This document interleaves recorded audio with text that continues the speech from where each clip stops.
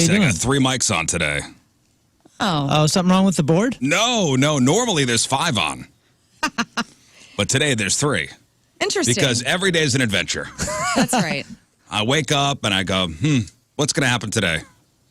What's going to happen? What's going to happen? I'm going to come in, going to sit at my desk at 3:30. 3:30 I get in every morning. Turn the lights on. Did you do cleaning in our office yesterday? No. Did you? Oh, that For was once me. I didn't. Weird clean? No, I turned my lamp off because it's been running for like months straight. I just wanted to give it a break. Every once in a while, things will be rearranged in the office. Was it a And I good? go, Lern's here late. Weird cleaning. Was it a good cleaning? No, it's fine. Normally, it's something that should be done. But no, the lights were off for some reason in the office. I don't know. I kind of sensed something was going to be amiss today. Yeah. Oh yeah. Well, yeah, I don't know what it was. It's because we had such a good day yesterday. That's what it was. Yeah. We did have a really great day yesterday. We had a great day We yesterday. sure ended the show Inflate-a-thon. perfectly. It was great. No, Scott called out last night. He's got something he's doing, and I'm like, yeah, dude, go ahead, see you on Wednesday, and rolled into the studio around 5:35. Oh no, Rafe's not here. Weird.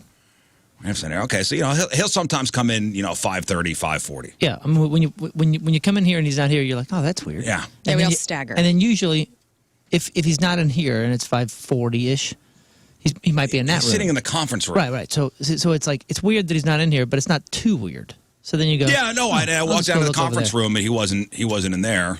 Mm-hmm. Okay, 5:50 rolls around inside getting coffee. 5:55, still no Rafe. All right, now you get the first. Well, let me see when I get the.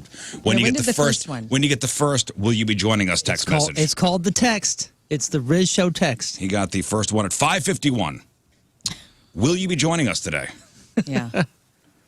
Followed by a question mark text at 5:58. Okay.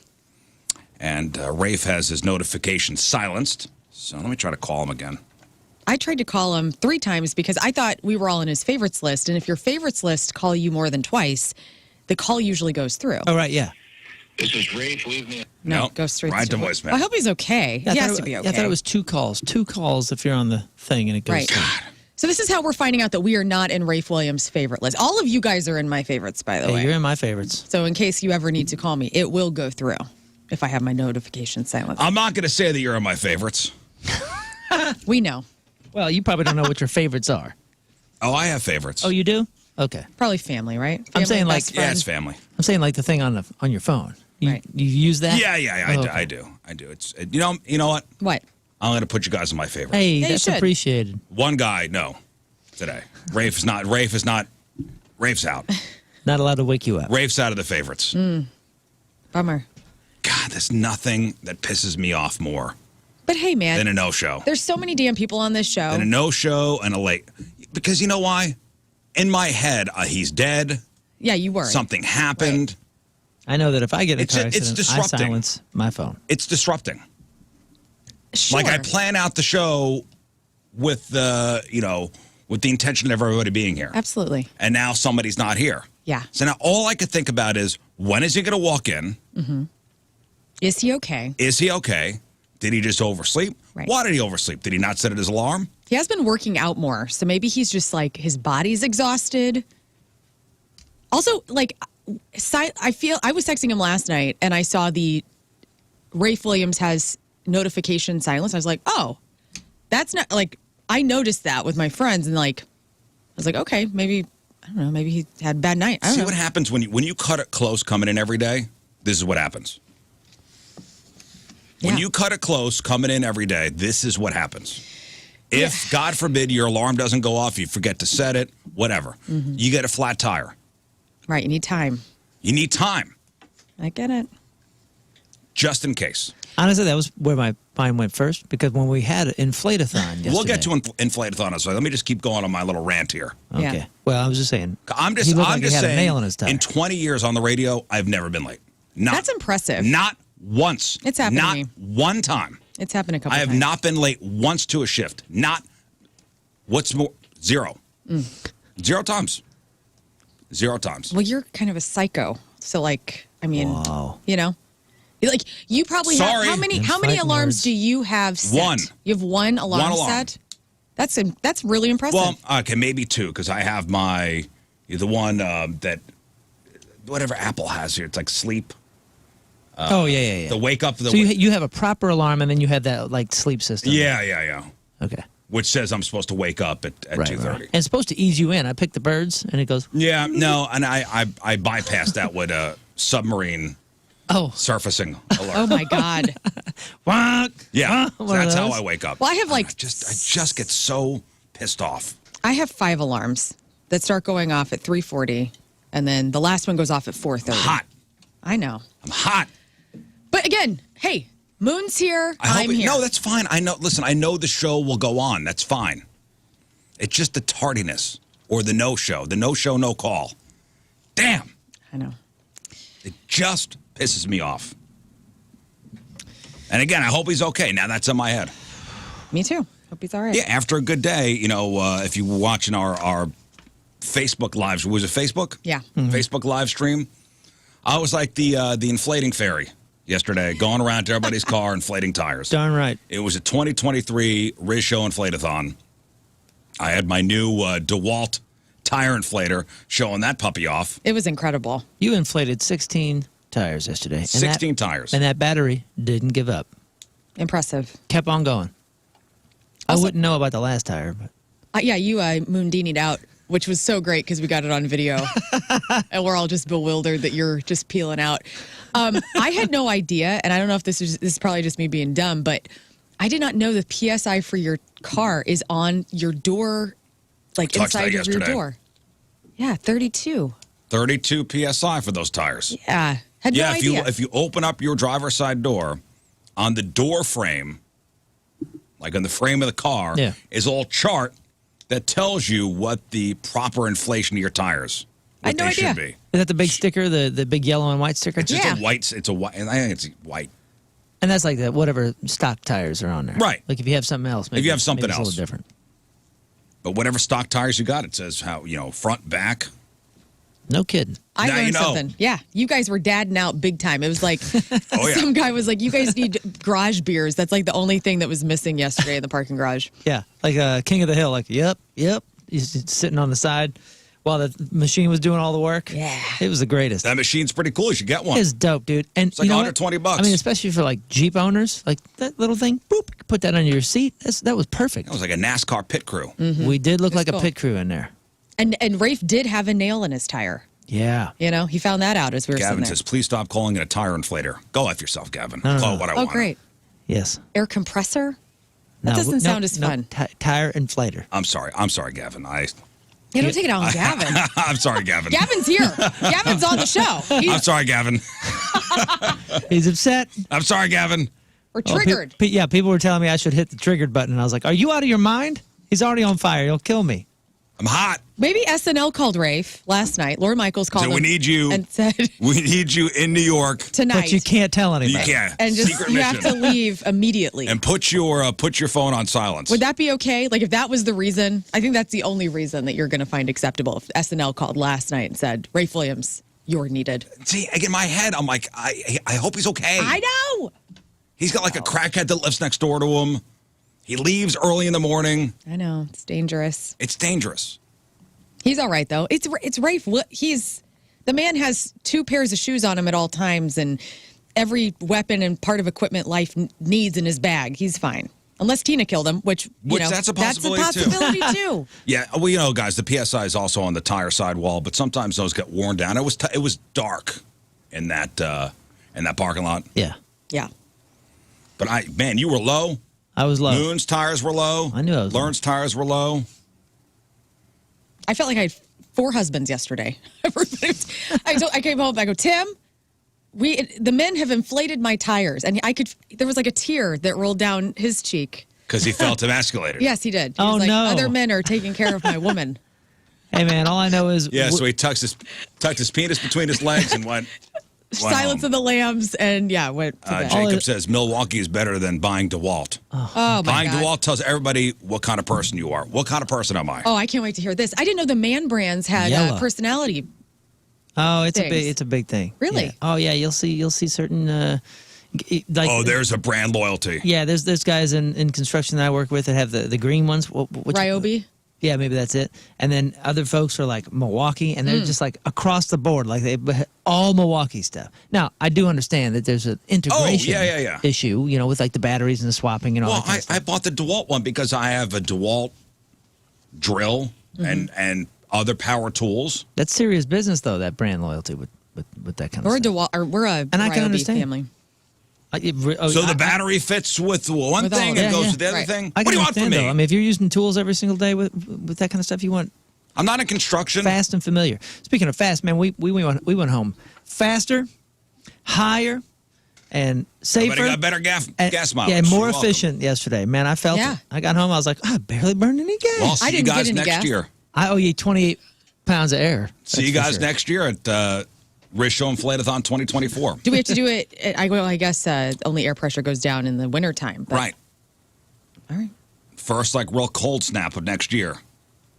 I'll fill you guys up. This is gonna. I'm It's putting a on promise. the calendar. Feeling good. It's a promise. Feeling good. You can't put it on the calendar because we don't know. I'll have the one by Advent.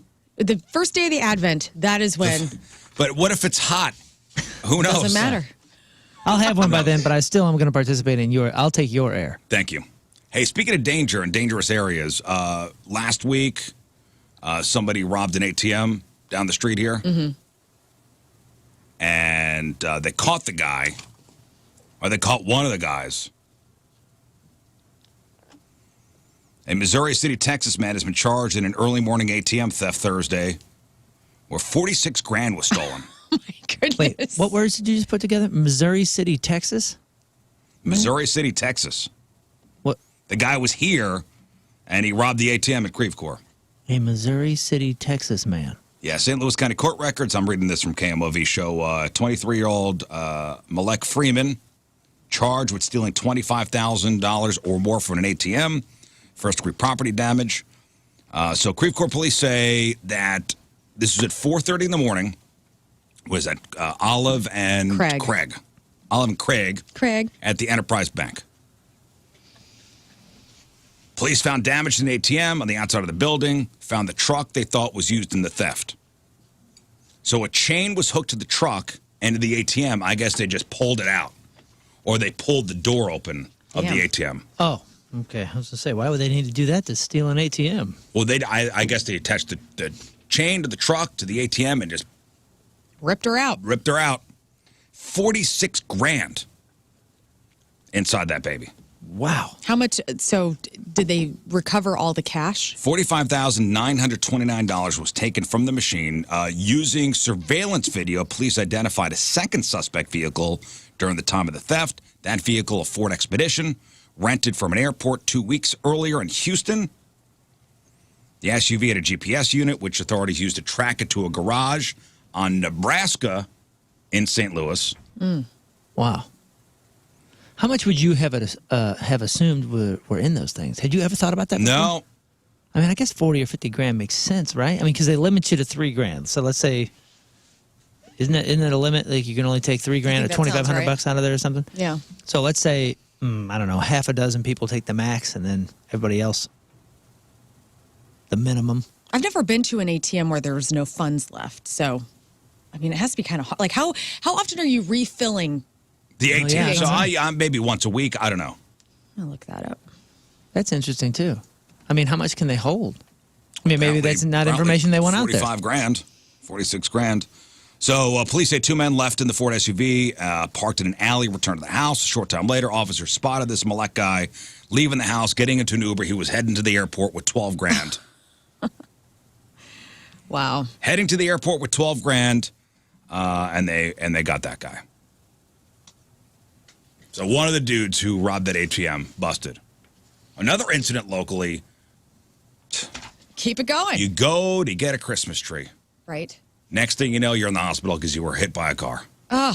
And this is outside Ted Drew's. Another person hit outside a Ted Drew's on Chippewa. That happened 2 years ago, right? That's always been such a dangerous There is area right there. People flying through there, dude. And it's got that little an hill. epidemic of people getting hit by cars outside Ted Drew's. I know. It's been like this since the 80s, man. I'm serious. Every time we would go, my parents we would in the back of the lot because my parents man, my dad grew up down there, so he's like steer clear of that street. Yeah, Friday night. Crazy people. Friday night, 7:15. At least this time the driver stopped and is cooperating. But a woman got hit, hospitalized in intensive care, multiple broken bones. 2 people were hit and killed in 2022 crossing the street over there. Yeah. In May of 2022, a WashU librarian in her 70s was hit and killed. A couple months later, in July of 2022, remember the 17-year-old CBC high school kid was hit and killed? Right. A new crosswalk and curb improvements were initially planned for this past spring or summer. Is there anything out there now? I know they were planning on it. Is there anything there? I haven't been there in so long. I don't understand how people are getting hit, though. I mean, there is a hill right as you're walking across? Are people jaywalking? Kinda. I mean, it's not too much of a hill where people should be hitting anybody.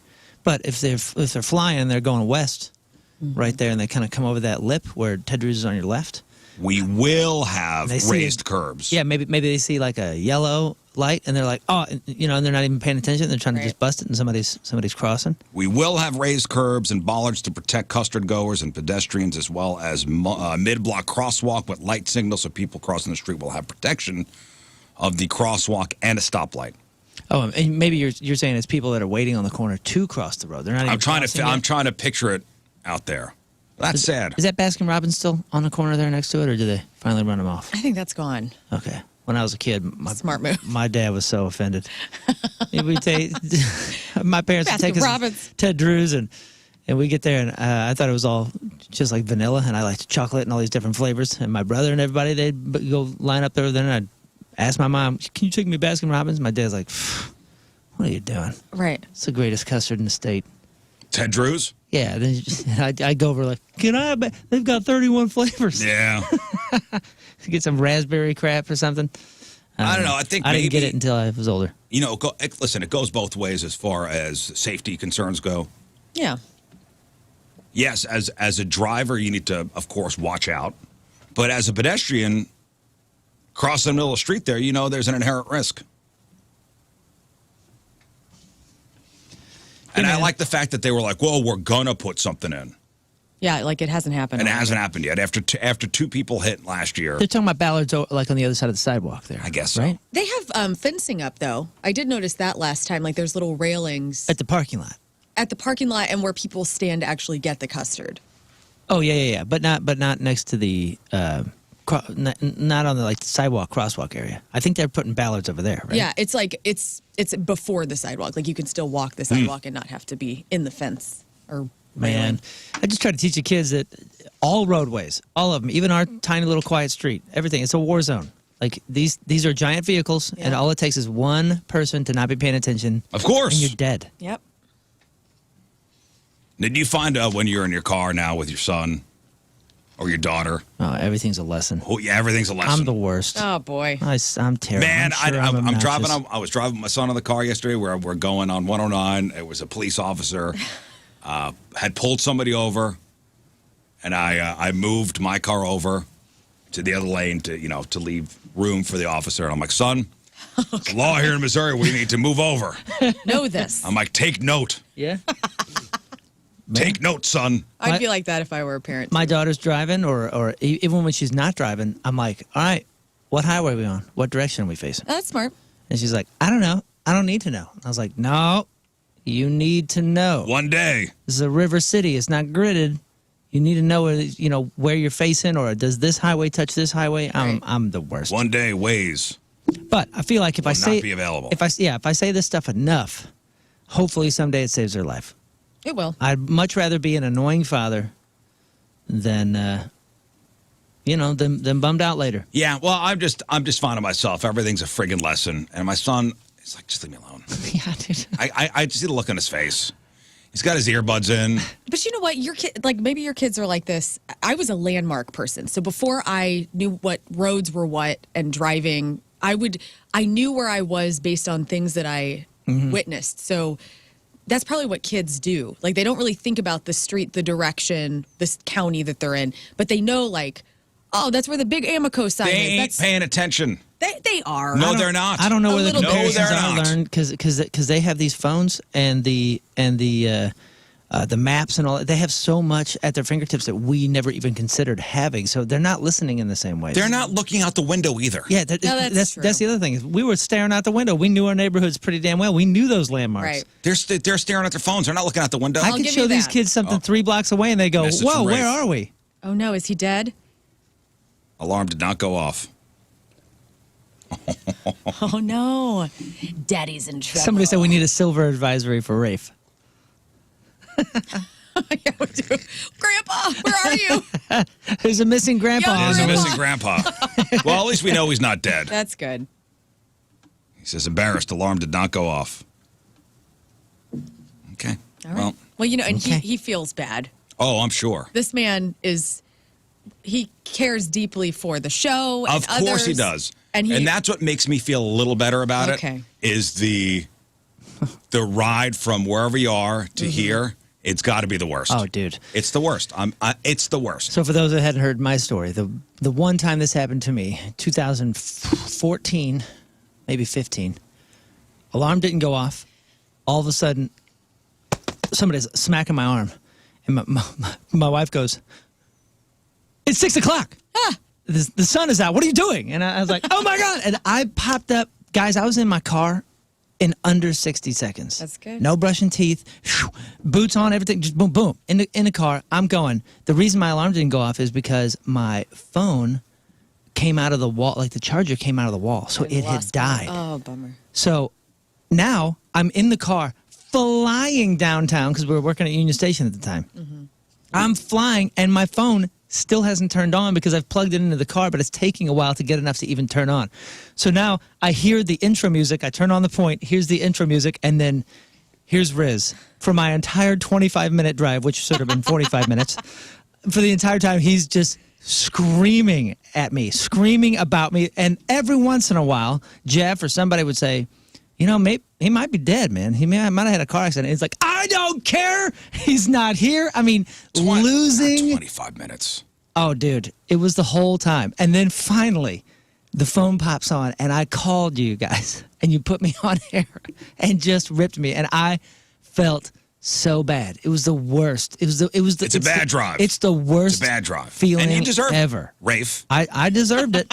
You deserve it, Moon. I understand. And I'll deserve it one day too. I hope not. And you It'll happen. And you let me have it because you're like, well, why would you only rely on your phone? And since then, I got a clock that I still don't use as an alarm, but it's there. Fine. And at least I know he's not dead. All right, moving feel on. all right. And I make sure that thing is plugged in. Just be on time, for God's sakes, be on time. 20 years undefeated. I know there are other radio programs in this hallway where there are personnel. I saw somebody run in, one of the Convey brothers, run in at 6:05. Right. That's a daily thing for them. Yeah. That would drive me nuts. I don't know how Courtney deals with it. I couldn't do it. You think she screams whenever they're late? She's more of an internalized type of person. Internalized rage? She's got an internalized rage. That's the woman thing. Yeah. We let it eat us She internalizes. on the inside out. And I need to let a little steam out. She's singing at Punk Rock Christmas, by the way. It's going to be Courtney So I Landrum hear. is? Courtney. Oh, is So that's I great. hear. And it is a wordy song. I don't know how but she was doing it in the hallway. She's got this song down. I can't wait. I'm stoked. I can't wait. Well, Rafe's not getting a Christmas card, I'll tell you that. What? Oh, boom. Are you doing Christmas cards? You No. get Roasted. personalized? I don't do Christmas cards. No, I mean to each one of yous. Oh, yeah. Or whatever. Your family doesn't do one? No, we're not a Christmas card family. Or a holiday card? I'm expecting a Christmas card from the Elwells. I normally do it. And this year I'm kind of like, I haven't done it yet.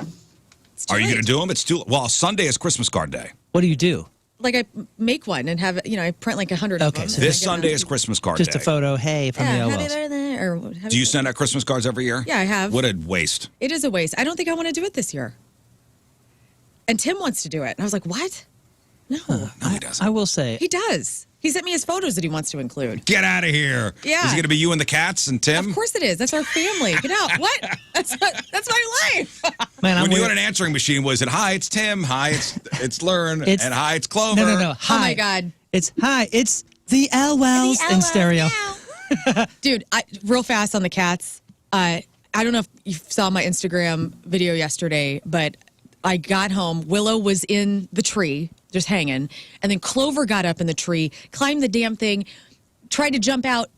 The glass ornament that our listener last week got us. The hand-painted one. From Italy, the goat, what is it? The donkey. Dominic the donkey? Yeah, it shattered, and I had to super glue it back, and now it looks like there's a bullet hole. Well, you ain't getting in mine. the ornament. No, I put it back on my tree. Well, hey, now it's kintsugi. Kintsugi. Yeah, it's like the art form where you like you make little mosaics. No, like you make the cracks when something is broken and you put it back together and you make the cracks like a part of the art. Oh, it's a part of it. You know, like that it's been repaired. It's like Dominic the donkey has a big old bullet wound. What BS is that? What do you mean? What BS is that? So you break something, you put it back together. That's just a way of saying it's art. You don't break it on purpose, but no. It's like a principle. It's like a Japanese principle thing. Break it and put it back together. Here we go. Now it's art. Get the hell out of here. No, dude. The It's here. Let me show you. It's like If okay. you go out if you do it on purpose. No, yeah, this isn't on purpose, but it's mending broken pottery. The areas of the breakage with like this lacquer that's dusted or mixed with powdered gold, silver, or platinum, and it's like a philosophical thing to show like where you've been broken before is a part of you put back together. Yeah, it's like a philosophical. Well, I like that philosophical thing. Because I'm going to say next time I break something at home and glue it back together, I'll go, it's art. It's Dude, kintsugi. I was so thankful we had many types of adhesives at home because we should be happy about this. Yeah, you see. Anytime you see something like this with like the gold lines and all that kind of stuff, that is art. That looks dope. What is it called again? Kintsugi. Kintsugi. Kintsugi. Kintsugi. Kintsugi. Yes. Well, I guess you got a kintsugi it's about ornament. Embracing the difficulties, embracing the breakage. Well, it was sentimental to me. I was like, oh my God. Because that's like the first ornament that we all got as a show. So it's very sentimental to me. Well, and I was like, we are gluing There this we go. thing. Next thing you know, Rafe's late to work. See? Yeah, look what happened. Look what happened. So, okay, holiday cards. So the Elwells are not doing them? Unless my husband decides to do it, we're not doing it. They are a colossal waste, but I will say, I actually really enjoy getting them. I love getting them. It's the only thing we put on our refrigerator. Yeah. We have my wife has a nothing on the refrigerator rule, but on the side of it, our Christmas cards go there, and I love seeing them.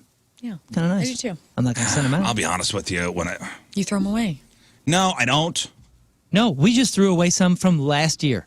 I don't throw them away. They last that long for me. Here's what my feelings when I go to the... Okay. Because we're going to be going to the mailbox, open a mailbox, this is one from this family, there's one from this family. And it just makes me like, maybe we should have sent them out. Yeah, you feel like damaged. I feel like guilty. Yeah.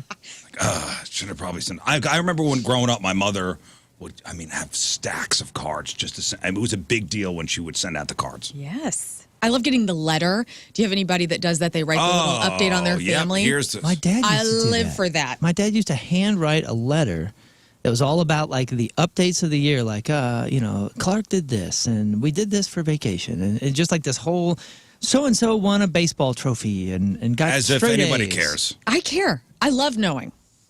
Gossip queen. Give me the scoop. Well, remember this was all before. You're only getting the good stuff. This is before the internet. Yeah, you're only getting the good stuff. I want the dirt. You're getting you're getting a highlight reel. Frank cheated on me this year. You posted a highlight reel a couple days ago on Instagram. That's your Christmas card. Yeah, that's to you guys. I want the good stuff. To everybody that follows if you're going to write me a note, give me everything. Give me the dirt. I had a kidney stone. I had a kidney stone. You did? Frank cheated. Frank cheated. Thatcher's failing chemistry. And Kimberly's pregnant. Everything can't be roses. Right. Give me the good stuff. Actually, that's not a bad idea. Maybe that's what I'll do. I'll type up a real stuff. Slanderous letter. My heart rate's out of control. A real downer? I've had to have a heart monitor on, a Holter monitor this year. That's people's Facebook. They think I got POTS. Back to you. What the heck is POTS? It's a whole thing.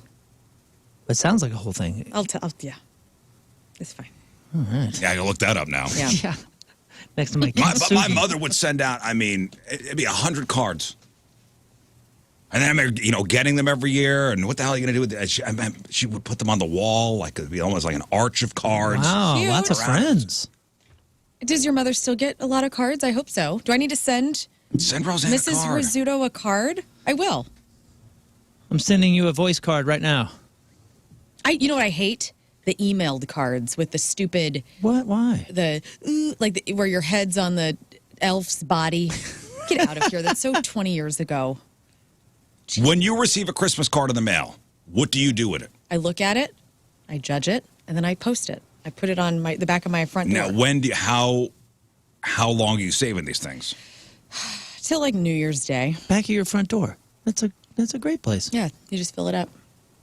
I don't know. I've been, I'm a psycho when it comes to throwing out like pictures. Like I can't throw out pictures. Yeah, you feel like I cannot. I feel like I don't know. I'm a psycho. I get that. That's the second time someone's called you that today. Yeah, it's like I feel like I'm throwing out somebody. But when it comes to the cards, what if they come over? Are they going to wonder where their card is? Yeah, like that's in my head. Yeah, and my mom. Let's say you come over. You're like, oh, did you get that card? Where is it? It's in the trash. But who would do that? Nobody would do that. But in my head, like the off chance. Who would do that? Somebody that's sending out cards, by the way, spent money to print 100 of those things, or maybe more. So they're not thinking. They don't care. They don't remember sending you one. It's not unless they're signing them do people normally sign them? No. There's the mass-produced ones. Right. Yeah. No, but I haven't had a signed one. Well, okay, never mind. Every once in a while, from like a close. I've had one. A very close friend or family member, there'd be a signed one. Cyrus from Newfound Glory sent me one. I don't know her, just him and his family, and he signed it. Name drop. I'm just saying, that was the last one that's been signed. All the other ones are just printed off, whatever's. That was a surprise, because... Nobody from the band sent me one, just so you know. I know. I do get a, if we're going to name drop musicians. Yeah. Jesse James Dupree of Jackal will send you a Christmas card? He doesn't send me a Christmas card, but he'll say, hey, Merry Christmas. Oh, Send me that's a text. awesome. See, that's great. He's wild. That's cool. That's you sure it wasn't on a mass text? It probably was. A text is a Christmas card these days. But now they got the printed ones. You just go to Snapfish or whatever it's called. Yeah. Shutterfly. Shutterfly or Minted. Word Animal. Is it Snapfish? Is that the one with the... Snapfish? I've never heard of such a thing. I may have just made That's that your up. company. I may have just made that up. There you go. You type your message and you... Snapfish. Pop Yeah. Snake. It's not personal. You're just doing it to do it. You're doing it because you think you have to do it. The chat's asking, does anybody still buy cars from Hallmark? There was a Hallmark store. Hallmark store in Crestwood Plaza. Mm-hmm. And I remember going in there, and it was just mom puke. You know what I mean? It was just precious moments. Oh, Just crap everywhere. Tchotchkes. Oh yeah. But guess what? It was always full of folks buying that stuff. Does that exist anymore? Is there a place? There is a Hallmark store. Yeah, there's is? one in the Valley. That's where I went to go get that stupid Squishmallow thing for my daughter. Oh, yeah. It was like a stuffed animal. In the mall? No, it was at in the Valley. Maybe that's what I'll do. I'll buy just like the same card, and then I'll put like a random letter in it, and that's it. I don't want to have to go through spending $90 on Shutterfly. Yeah, have you heard of these Squishmallow things? Yeah. All the kids love them. That's been going They're for like years. the big pillow. Yeah, it's like a guys. pillowy thing, and I went to go get one. I went to get two for my kid, and they said they're only one per customer. Okay, you got to be kidding me. Wow. They're What? that in demand. At the time, this was last year. Wow. They said there are parents coming in, buying all of them, and then putting them on eBay. And I go, what do you care? Like Beanie You're selling Babies. them. What do you care? It makes no sense. Give me two of them. They think that you're going to sell the other one. I go, what do you care? I'm here to buy two. I'm here to give you money in exchange for a product. What do you care if somebody comes in and buys all of them? They're buying all of them. And then after that, you did your job. They're all gone. Hallmark gets their money.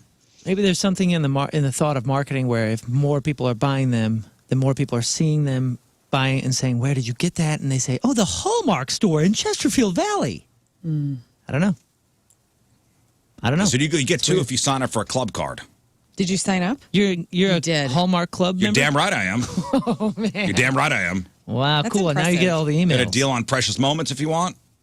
15% off, like 15% off. Guys, I hope those things are worth something. Hummel figurines. Oh, Hummels is what broke my mom's side of the family. Don't even get me started. I'm pretty sure I'm in line to inherit a whole Precious Moments collection, guys. Really? I hope that stuff is worth something. There's a Precious Moments Museum in Missouri. Oh, I know. Well, I'll tell you what, if you drop one of them and you break it, family has. You gotta buy it. Put it back together and kintsugi. Yeah, somebody says to send out 150 Christmas cards and letters every year. And letters. Individual letters. And letters. You know what? I got time Good for that. for you.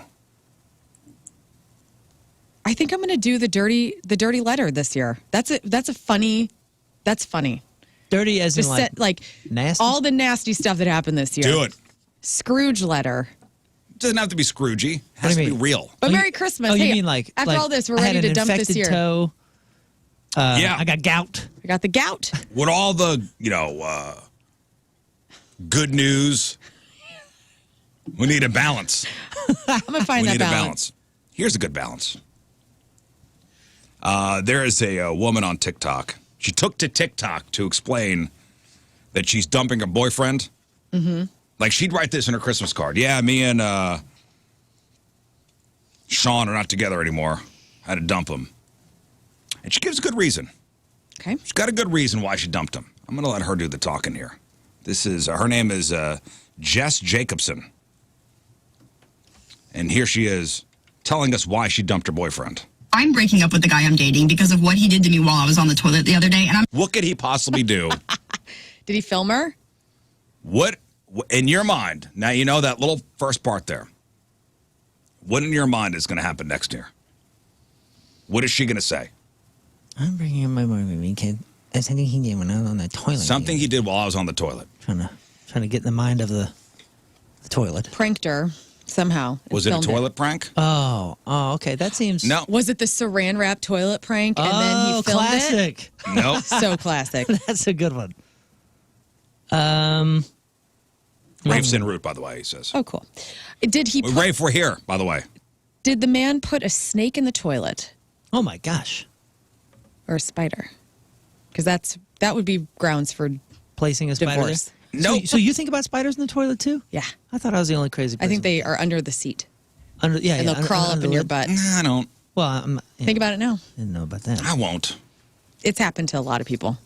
And we have the stories. To a No, lot of here's why she broke up with him. I'm breaking up with the guy I'm dating because of what he did to me while I was on the toilet the other day. And I'm not joking. Like, I'm being so serious right now. So I'm at his house. There's no toilet paper. I'm like, damn. Hey, babe, could you please grab me some toilet paper? He said, no. I already told you that bathroom's out of toilet paper. Sorry. Good enough reason? Hey, the straw that broke the camel's back. Sounds like they had some other issues. She is someone that was asking for a favor, and he's not willing to.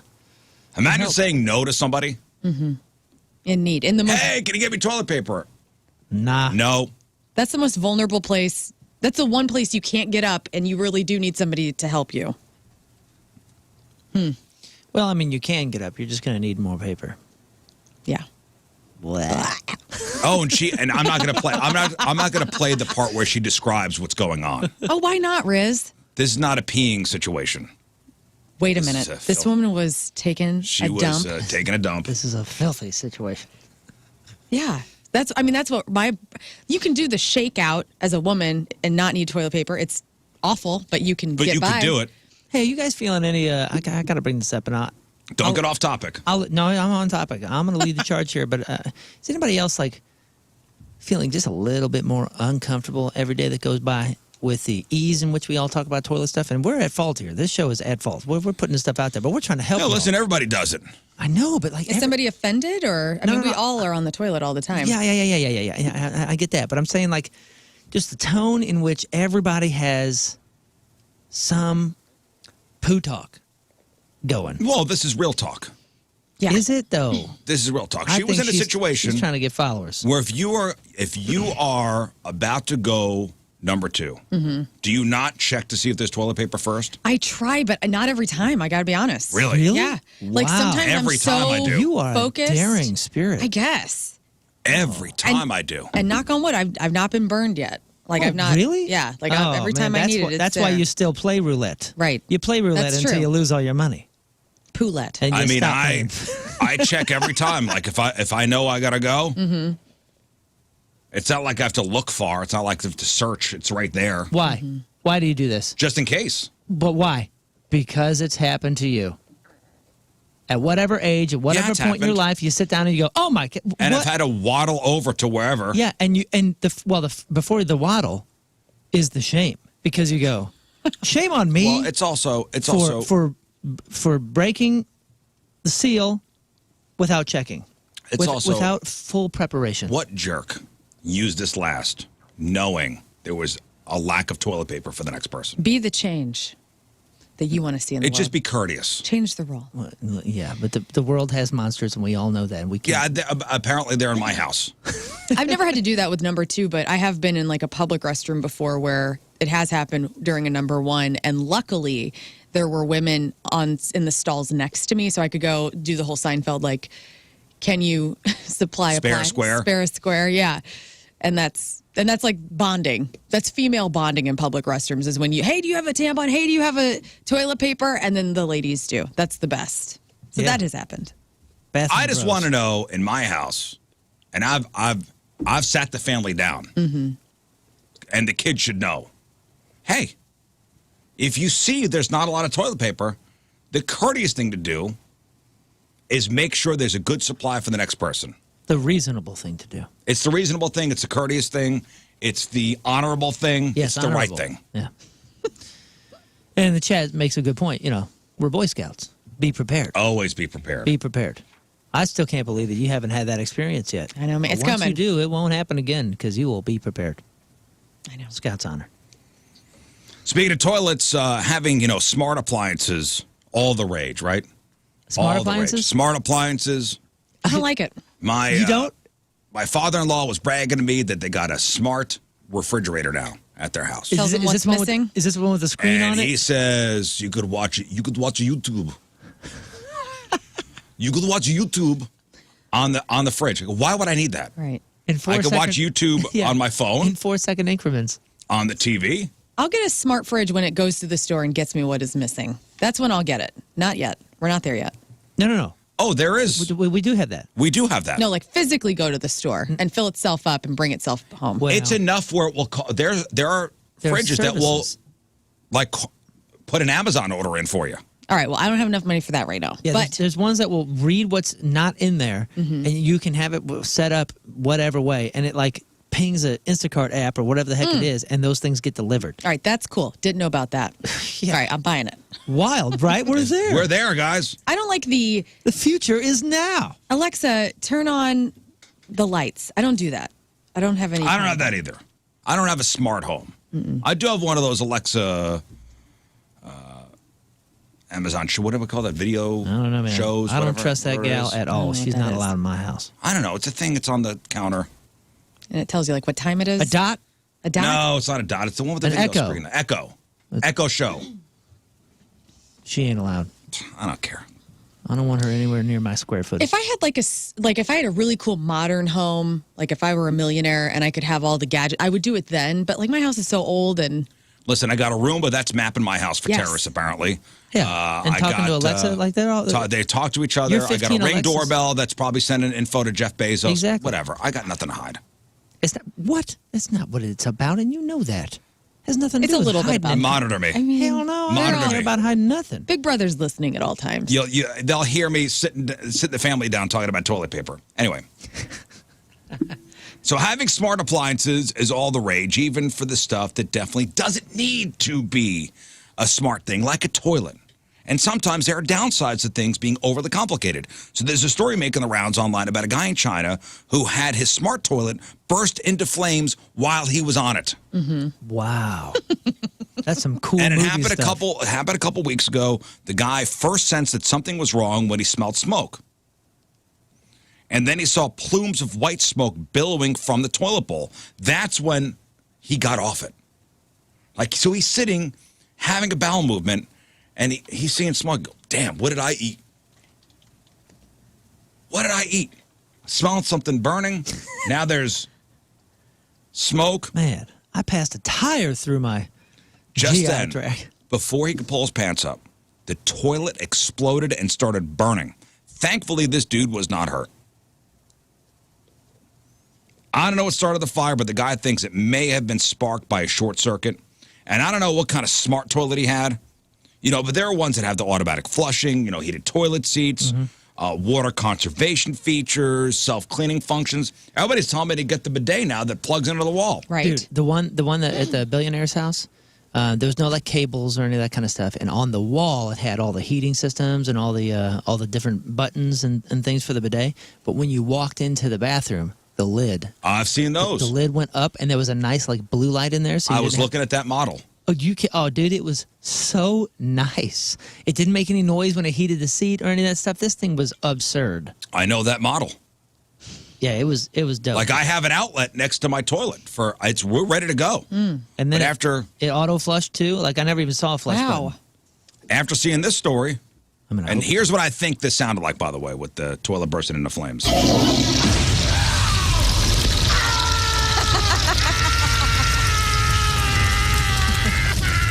Yeah, that's what I think it must have sounded like. It was a very yell. Oh, you want to hear that again? Yeah.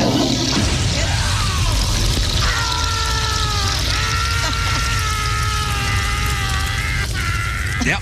Oh my God. That's what I think that probably sounded like. That poor guy. Got his beehole hairs singed off. Yep. Oh, there's a video. This thing this toilet's engulfed. That's engulfed scary. in flames. We had a story a couple weeks ago about a bus driver out of Connecticut who ate THC gummies and passed out behind the wheel. Not the woman with cancer. That's the woman that drank the White Claws. White Claw, right. No, this was around that same time. This is and you may not have been here for this, Moon. A commercial bus driver. He was taking a bunch of seniors, I think, to a casino in Connecticut. Okay. And he'd eaten a whole bunch of THC gummies. Oh, great. And didn't know he did. Oh. Was it an accident? It was an accident. Yikes. 38 passengers. A whole bunch? 38 passengers on board. He had just been to court. Now they granted him probation. Criminal charges could be dismissed if he completes all his whatever program they put him in. But a state judge in Connecticut approved this probation for Jinwan Chen, who's 59 years old, said he didn't know there were THC gummies. He said he was driving this tour bus up to the casino, Mohegan Sun in Connecticut, March of 2022. He didn't know what the hell was happening. Imagine being high, like really high. And having like really, why? Really high. Really high. It would be terrifying. That would send me into a panic attack. And you're on Interstate 95. Now you're swerving all over the place. People are screaming. He pulls the bus over. He winds up passing out. God. People called 911. He actually called 911 too. State police said that they found him unconscious and slumped in the driver's seat. An open bag of Smokies, edibles, cannabis-infused fruit chews next to him. Oh, man. Brought to the hospital. Showed a high level of THC. Said he had no idea. He doesn't speak English and he doesn't read English. Oh my gosh. That's awful. Can you look up what this actually looks like, the packaging? Yeah. Smokies, edibles, cannabis-infused fruit chews. I want to see if there's a picture of a big pot leaf on there. Dude, by the way, this reminds me of the story. Oh, this is what it looks like. It looks like high-end It doesn't look candy. it doesn't look like there's a pot leaf on it. I mean, there is, but it's like hidden behind peaches. Now, if you don't speak English or read English, no, you have no idea. I do speak and read English, and just glancing at it, I wouldn't have seen this cannabis word, and I would have had no idea. There is a warning. So there's like a little triangular warning with a cannabis leaf and an exclamation point. It says THC. Yeah, this thing right here?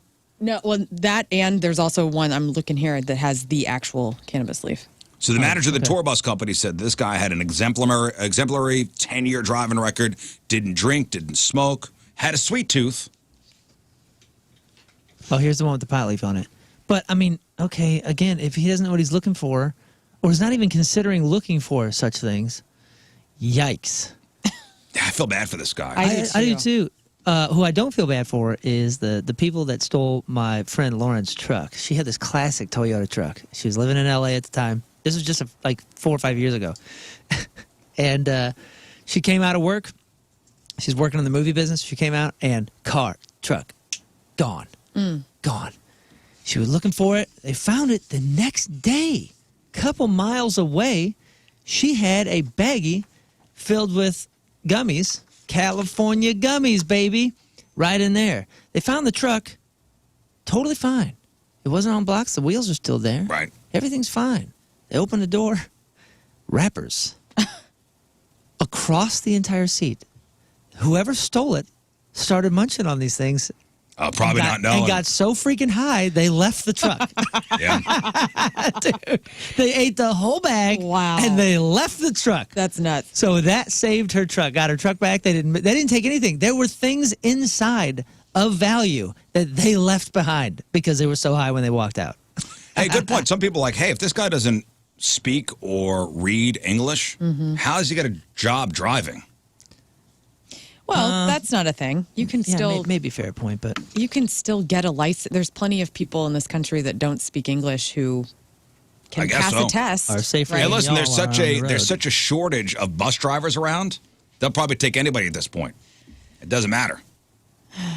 Yeah, I mean, and I guess if you know the rules of the road and you know how to read a road basic sign, English.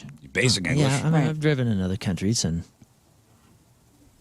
there are challenges. There are challenges, but like it's not the language barrier necessarily, especially if you get the basics. Okay, so like when you go to another country, the first couple things you learn are like how to order food, how to ask for directions, and please and thank yous. You know what I mean? Like the basics, and that will get you pretty darn far. Yeah. And then if you need to be on the road, you start understanding what east, west, street, boulevard, like all these basic words, and I mean, you can be safe. You can safely do it. There are some questions here, like where do the gummies come from? Like and somebody brings up a good point. You can't buy these at Schnucks, right?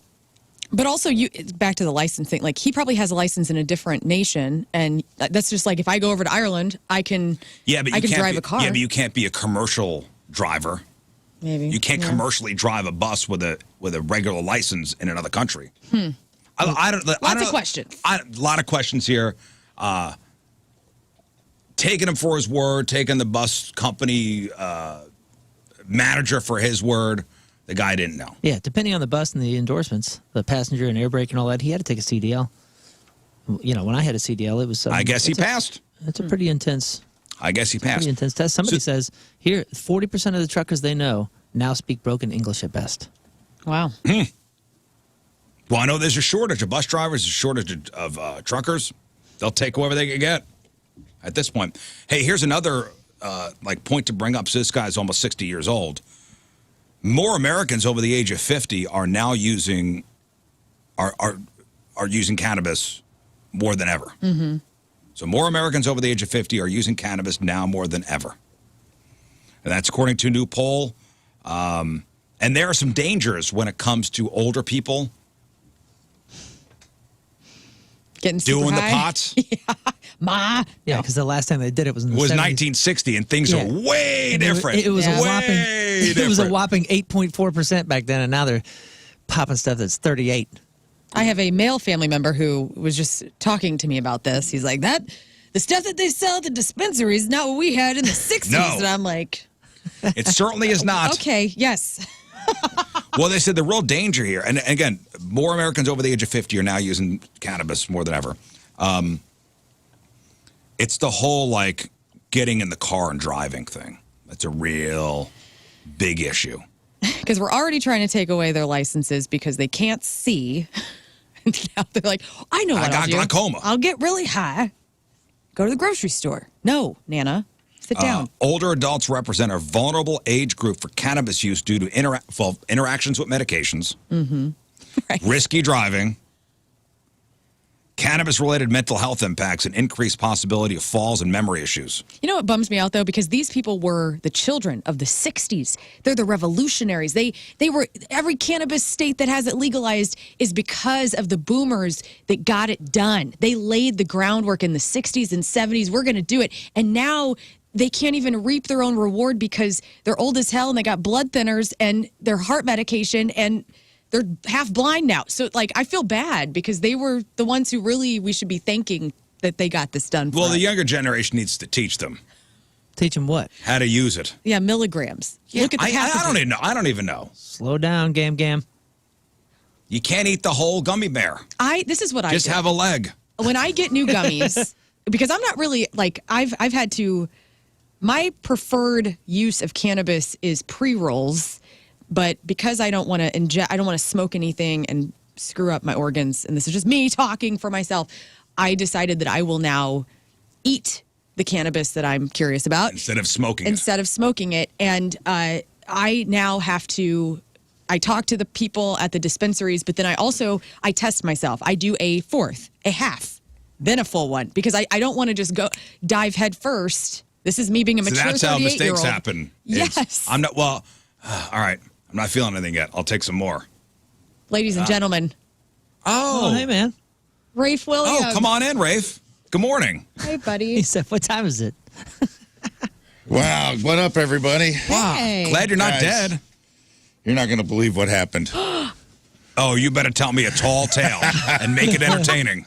Somebody told me it was spring forward, and I am super mad at that person right now. Just blame it on Tina. Well, she should take some onus on this, but I'm going to just take it on the chin. I was late for work. I'm really, no one's more upset about it than me except Scott Rizzuto. Yep. And Yep. Yep. I really wanted to be able to hold it over everyone's head that I've never been late for work. Oh, that's out the window now. I know. I'm not happy about it. I remember first week, you were talking about it, and you're like, it's happened to everyone. It's going to happen to you. You're going to get the text. Are you going to be joining us this morning? And I'm like, that ain't going to happen to me, dude. Oh. 9 months. At 5:51, it I didn't happened. even make it the first year, dude. At 5:51 on 12/5/23, you got it. I'm so pissed off at myself, dude, because on the way in, I was like, man, I really wanted to hang this over everyone's head like a year in and be like, never late, dude. That's Rafe. Never late. I get places on time. Well, guess what? I'm a piece of crap. Oh. Thank you. I just walked in with Tim McCurtain, and he goes, this doesn't seem right. And I go, God. He goes, man, I kind of want to just wait a second, turn your show on, and hear what he has to say when you get there. And I was Yeah, like, you know what's funny He is had Tim plenty to McKernan. say. Tim McKernan's show starts at 7. He gets in at 7:05. Right. Well. yeah. I literally walked in with him just now, and it's 7:05. That may fly on TMA. Not here. Not on RIC? Not here. No. All right. Well, No. I'll stay and do an extra hour. Do you know what With goes Donnie. through my head? By the way, the stages of Go ahead. stages of anger that happen. No, I wouldn't say it doesn't. grief. It doesn't start with anger. It's not grief. It doesn't start with anger. It Okay. starts with the How dare he? no. It doesn't. It doesn't go there. It goes, he's a little late. Okay. And then it goes to, in my head, Could you give me times of when this happens? it first started when I came into the studio at 5:40. Like, all right, When I that's walked in weird. here at 5:40. Rafe's usually here. Okay. Okay. 5:45. Running a little late. Okay. 5:50. I guess I'll throw him the "Will you be joining us?" text. And that's when you got the 5:51. Will you be joining us? Let's text. look and see how on brand this is. At 5:55, I start getting angry. Okay. Yep. 5:51. Will you be joining us today? 5:58, you will then get a question mark text because you did not answer the first. Will you be joining us? Got that right at 5:58. 5:58, huh? Yeah. Huh. And then after that, alarm didn't go off. I am en route in case that wasn't clear. And then the passive aggressive, we're here. Yeah. That's a good one. Yeah. And then I sent Cersei doing the walk of shame. Shame. Was it just? And then I didn't- you iced me on that one, which was nice. That was a nice. Well, you know why? Because I'm doing the show. yeah, I mean, you got things going on. I things are listened going on the way in. Like, a radio show's going on. I listened on the way in. Well, so what's the level of anger at 6:15? Have you completely compartmentalized it by then? When did you text me? I don't know. I woke up and it was like, I woke up in that panicked feeling of like, which the isn't worst. that abnormal because when I wake up before my alarm goes off, I'm always like, I'm late. So I woke up in a terror thinking, but it was still dark out. So I was like, it's probably like 3:50. And I rolled over and it was like 6:20 something. And I was like, just in my head. My nightmare. Because my mind goes, you're dead. Tina murdered you. Yeah. Crackhead who lives next door. You finally killed me. You were probably shanked on the way to your car. Your car flipped over. You're incapacitated in some way. That's sweet of you. And trying to do a show and then thinking of that, like, I have an empty chair over here. Very Clint Eastwood. I have an empty chair over here. Where's Rafe? And then when you text, oh, my God, my alarm didn't go off, then it turns to, what a dick. Then it turns to noted. Yeah. And adding insult into Noted. King Scott's not here today, too. So it's like, you know. Scheduled. And my light was off this morning at my desk. It's fine. And so he knew, like, something was off. Something was amiss. Yeah. The universe was saying, well, not today. You had your one. I get one. You had your one. You used it up early. Early. You used it up early in your radio career. Yeah. Is it one per year? No, or one there's per career? one per career. Okay. I have, in my 20 years, yet to use mine. Believe me. Just so you know. You've mentioned it several times. And I wanted to be in that club with you. Well, I wanted to also be able to bring it up all the time. But I couldn't bring it up until I had at least a year under my belt. Sorry. That ship has sailed. Yeah. Now back on that island by myself. Yeah. No, you're not. I'm on your island. You said you were late. Not on this show. Oh, not on this show. But you've been late in the past. Yeah, it starts over. You've been late in the past. Oh, so if I get fired and rehired, I get a new... Yeah. You said career. I'll talk to Tommy. Your show. You're telling me back in New York you were never late for anything? Zero times. He takes pride in it. Zero times. What's up with that? You're superhuman, I guess. Yeah. Interesting. Listen, Rizz, word of the year. I'll give you that.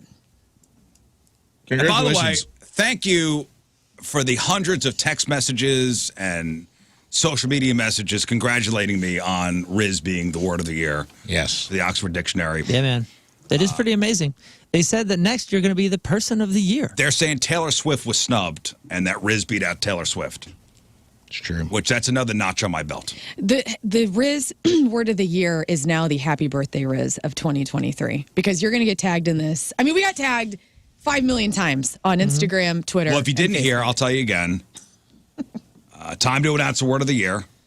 It is the most exciting day of 2023 for people who work at dictionaries. And you know we are an Oxford University Press Dictionary show. Yes. At least from here on out. I've always said that. No Merriam-Webster on this show. No. Screw her.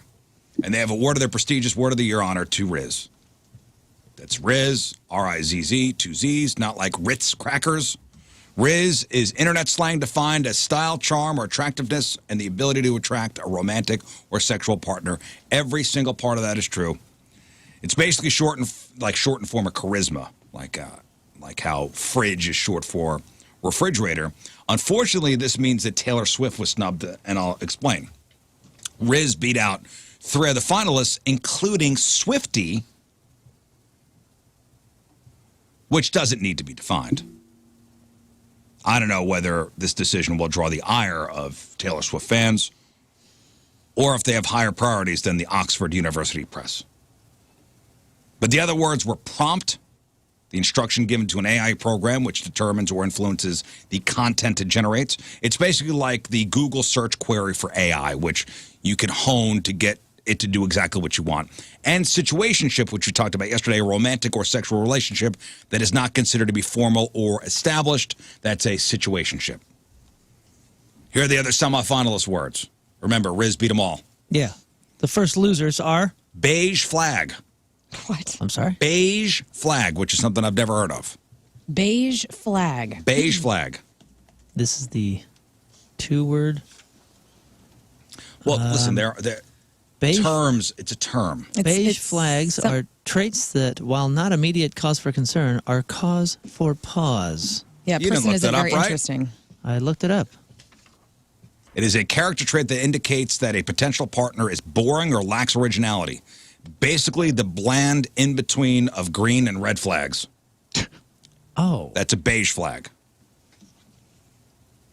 Parasocial, a relationship that a person imagines having with another person who they don't actually know. often due to being connected on social media. That's parasocial. Like, we're Facebook friends. Yeah, parasocial activities. I like that. Parasocial. I'm glad there's a word for that.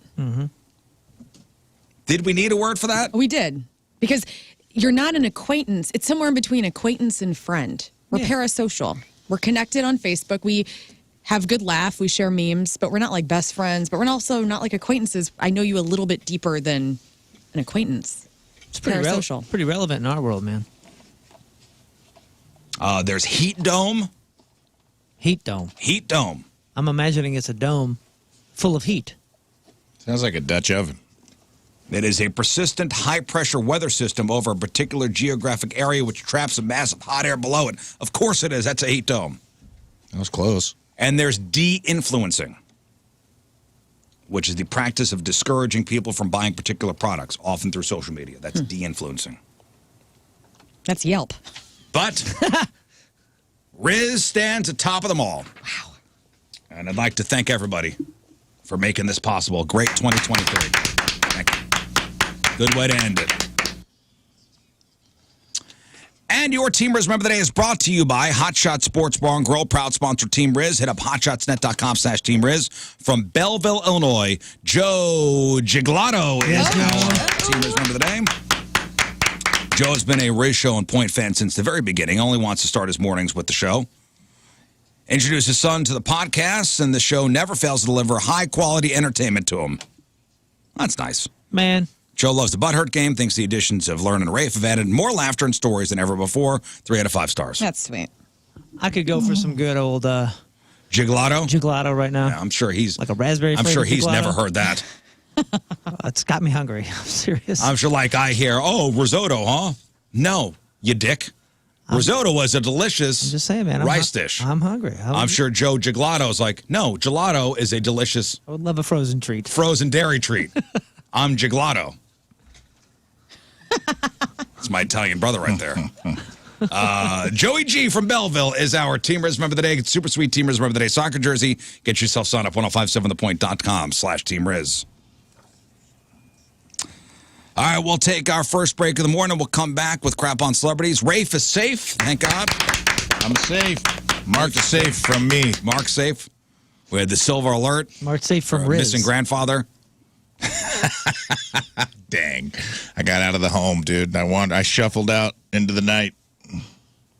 Wearing jeans and boots. That's right. Black He was t-shirt. prepared. We knew it. Did you shower? No, of course not. I just came to work like a big stinky pile of crap. You brush your teeth at least? Yeah, I brushed my teeth. All right, good. Is it okay that I took the time to brush my teeth before coming in? Yeah. All right. If otherwise, no, I did not. If you're going to be late, might as well. It doesn't matter. Milk it. You can be 5 minutes or an hour. It doesn't matter. Sorry if I have Egg McMuffin on my chin. It's a coincidence. You stopped by for breakfast? Somebody said if he shows up with a Starbucks cup in his hand or a donut or something, people are going to be mad. That's Tina's move. 7:16 Tuesday, traffic and weather, Moon coming at you. Traffic brought to you by Worldwide Technology Raceway. The biggest race of 2024 is Sunday, June 2nd. Time to lock in your NASCAR Cup Series tickets now at www.raceway.com. We got a right lane closed due to debris on the road 70 westbound just before Riverview Boulevard. Also, delays 270 eastbound between Fardivhar and Manchester. Average speed 35 miles an hour. Your point forecast: morning sun won't last as clouds are going to increase for a breezy and cool day. High of 47. Right now it's 40 at the Point Studio. Your point forecast is brought to you by CarX Tire and Auto. All right, Lern, what do you got for us? All right, more babies in Nellyville. Lenny Kravitz clarifies. Times Person of the Year finalists. And if Die Hard is a Christmas movie, what about these? What about these? Well, the way you said that is so creepy. I know. Do you have the details on the new GTA? The Grand Theft Auto trailer that came out? Oh, yeah. Yeah, of course I do. Excellent. Yeah. Even though we talked about that yesterday. Did you? I thought you... No. The trailer leaked early. Right. It leaked last night, and we got the release gear for you. Oh, yeah. I'm going to tell you all about next it. Year. All right, all that and more. Crab on celebrities, all coming up next. Stay there. Welcome back to the program. Phone number 314-624-3833 or 618-398-3833. The Mick Ultra Studio Cams, 1057thepoint.com/Rizz. The socials at RIZZ. Show your emails, RizzShow1057thepoint.com. We'll give away some fabulous prizes later. Simpleton trivia coming up. See how smart or dumb you are. So that's 45 seconds on the clock right there, Rafe. I get it wrong every time. Correct, 45. 45 seconds. You have a chance to win tickets to go see Steel Panther. We got Nikki Glazer tickets, Sebastian Maniscalco tickets. We got tickets to get into Punk Rock Christmas, which is this Saturday over the pageant. A porno birthday coming up. Crappy birthdays, crap on celebrities, news, sports. Ooh, somebody's getting shot today. It's me. Oh, okay. 4 times. 4 times I'll be getting shot today. So Yay. much for the surprise. We'll tell you. You know, I'm not going to give you the it's- surprise. I'm so it's pissed. I'm so pissed. I don't want no surprise. I'll be It's honest you? with you. It's Yeah. the first thing I did when I woke up this morning. Wow.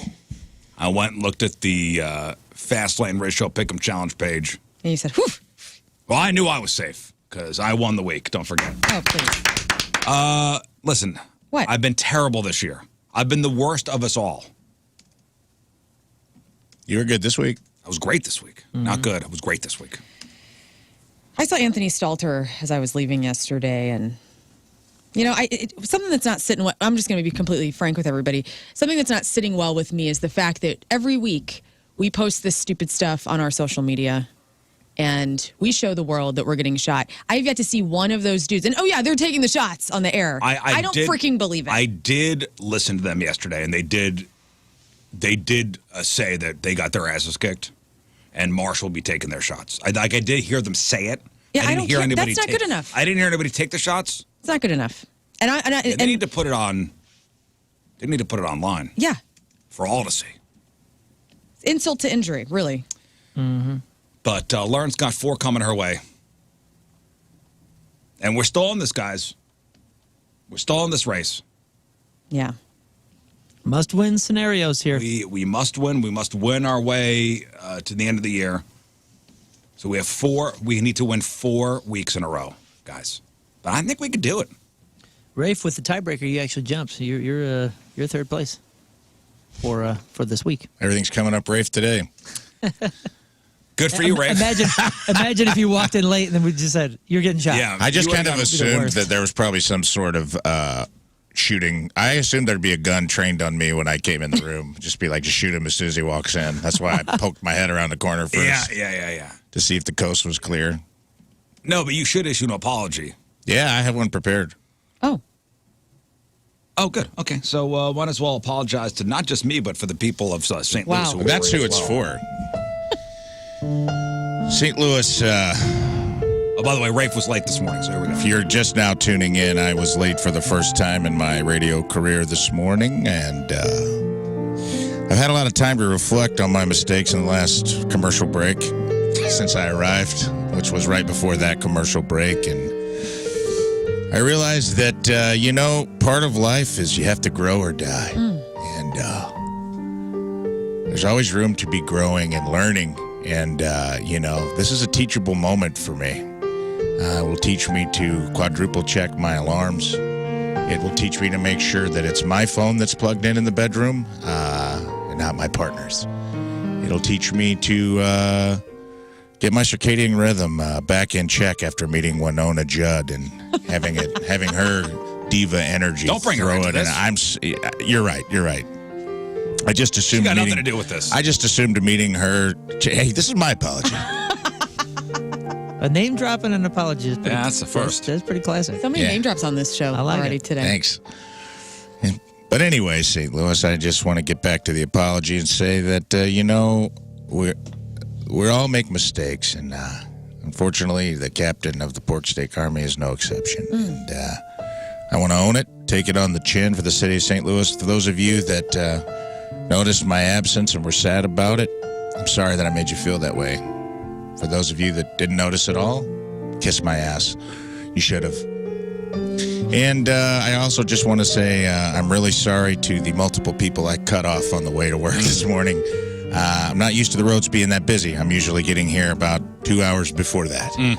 And I wasn't used to that much traffic on 270, and I was being a little cavalier out there. So apologies all around, and, direct message me for a free coupon to Baskin Robbins. Is that adequate? And apologies to Scott Rizzuto. Oh, Thank you. Lern well. thank you. Moon Valjean, and even King Scott, who's not here right now. Apologies to my coworkers. Apologies to Hubbard. Apologies to John Kiowski, Tommy Mattern, Tim McKernan, What? Courtney, Wow. Remy, anyone else who might be working on Radio Row who did get to work on time to entertain the city of St. Louis. That's on me. Okay. John Hewlett, you're my hero. I know you would have never done anything like this. I want to apologize to John, who's retired. He might be on the golf course listening right now. He's definitely been late at times. You don't need to apologize, John. All right, I retract my John Hewlett apology. All right, good enough, Frank. All right, thank you. We ran out of music anyway. Yeah, we ran out of music. I accept your apology and love you. So Thank you. Suck on that. And that apology, we used our sad music budget for the month. Damn. Burned a lot of stuff Burned today. a lot. There it goes for the year. Yeah, our sad song. Gosh. Burned a lot of stuff for the year. All right, today is December the 5th. 232 years ago, 1791, Wolfgang Amadeus Mozart died under mysterious circumstances at the age of 35. They're saying it was probably a kidney infection. 169 years ago, 1854, Aaron Allen, God bless him, patented a folding theater chair. 90 years ago today, 1933, Prohibition ends at 5:32 p.m. as Utah becomes the 36th state to ratify the 21st Amendment. That one repealed that ridiculous 18th Amendment that had outlawed all booze for nearly 14 years. 55 years ago, 1968, USC student O.J. Simpson wins the Heisman Trophy.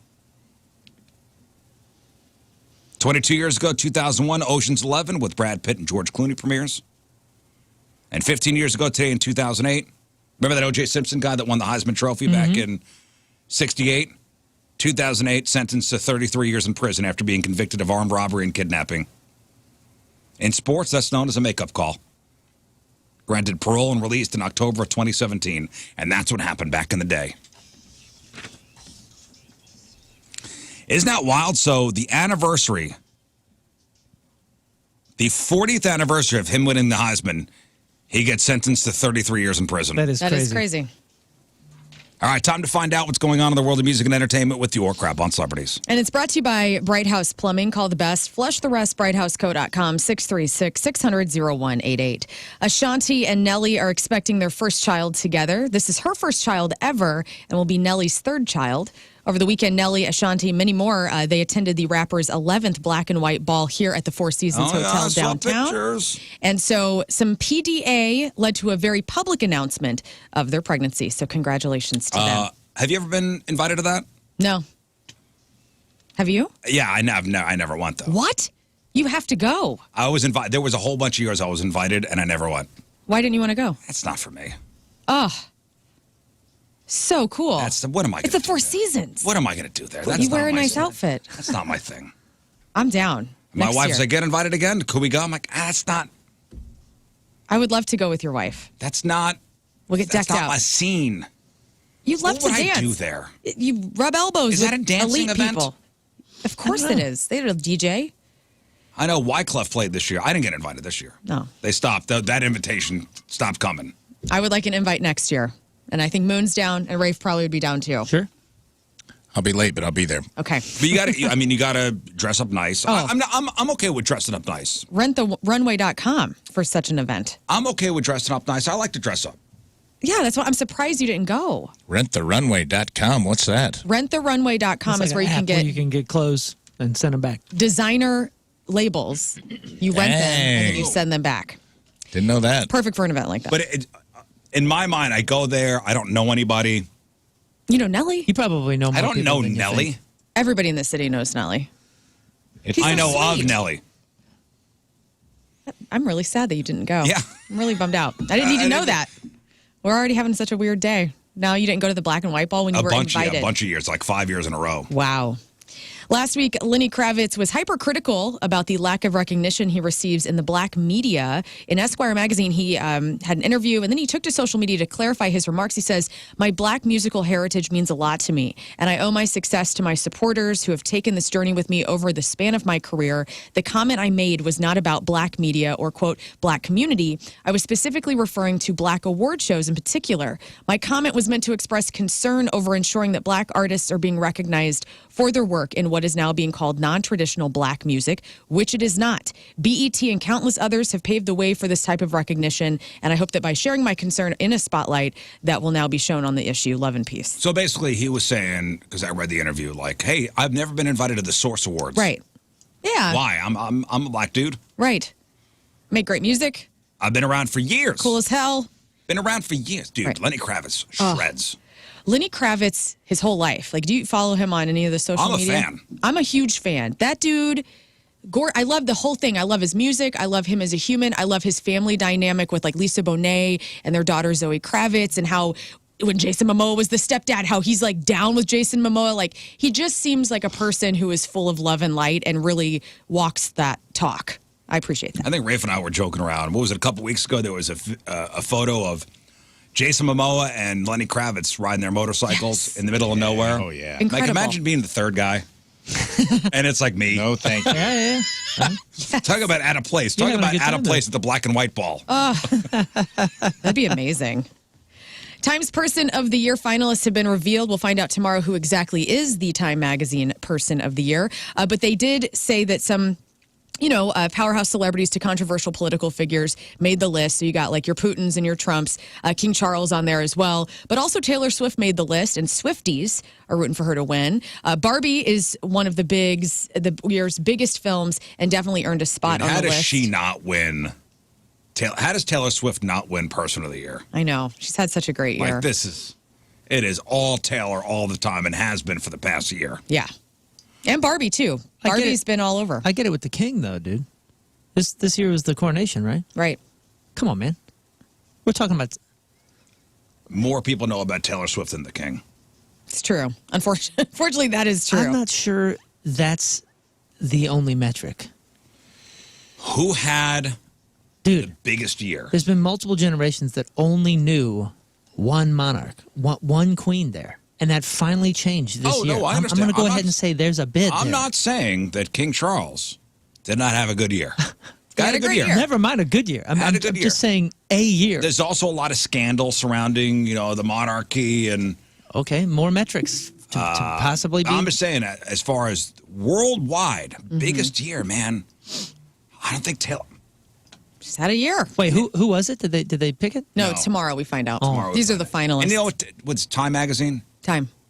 You know what they do? They put all these names out there, and it winds up being something stupid. Remember the one year it was like you? Yeah, it was a mirror. It was or a something? mirror. Get the hell out of here. I mean, listen. No, you don't need to get cutesy. I'm not trying to take anything away from Taylor Swift, because clearly, like, biggest year in entertainment. But she did what others have done, just bigger. You understand what I'm saying? Like, this was a coronation of the first monarch we've ever seen placed in that way. I mean, that's... Yeah, but I'm I feel sorry, like that but that's a bit more unique. You know what, though? I feel like that was a making couple a weeks. crap ton of money in concerts. I feel like that was a couple weeks, and then we forgot about it. Perhaps. I'm just saying. It kind of... I mean, this is supposed to be something that lives longer, and... But not everybody cares about that like they do. Like, Taylor Swift is around the world in a positive light. Like, King Charles is not a positive light around the world. And, like, is that what we're doing with Time Person of the Year? No, I'm just saying, like... she's dating Travis Kelce? I don't know if you knew that or not. Put Travis on there. She was in Green Bay. He's had a hell of a year.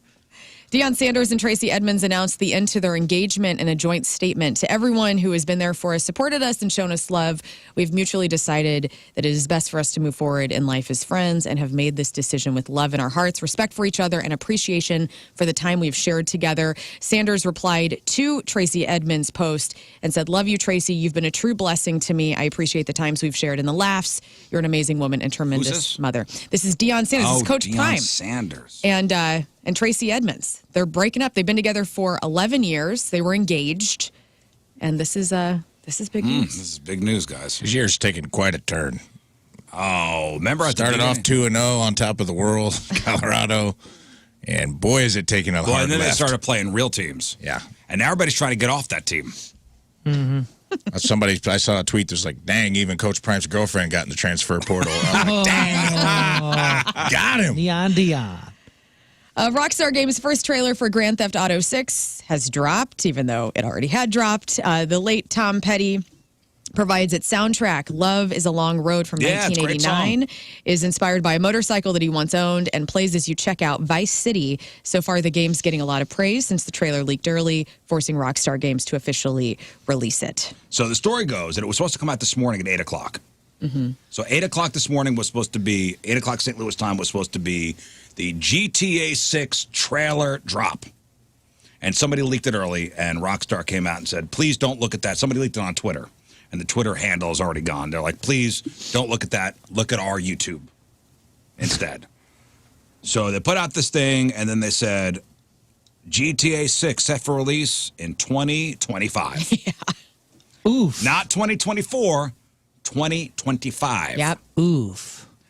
I got a little snippet from the trailer if you want to. Yeah, let's hear it. In a world. Want to hear this? No, I mean it's like a movie.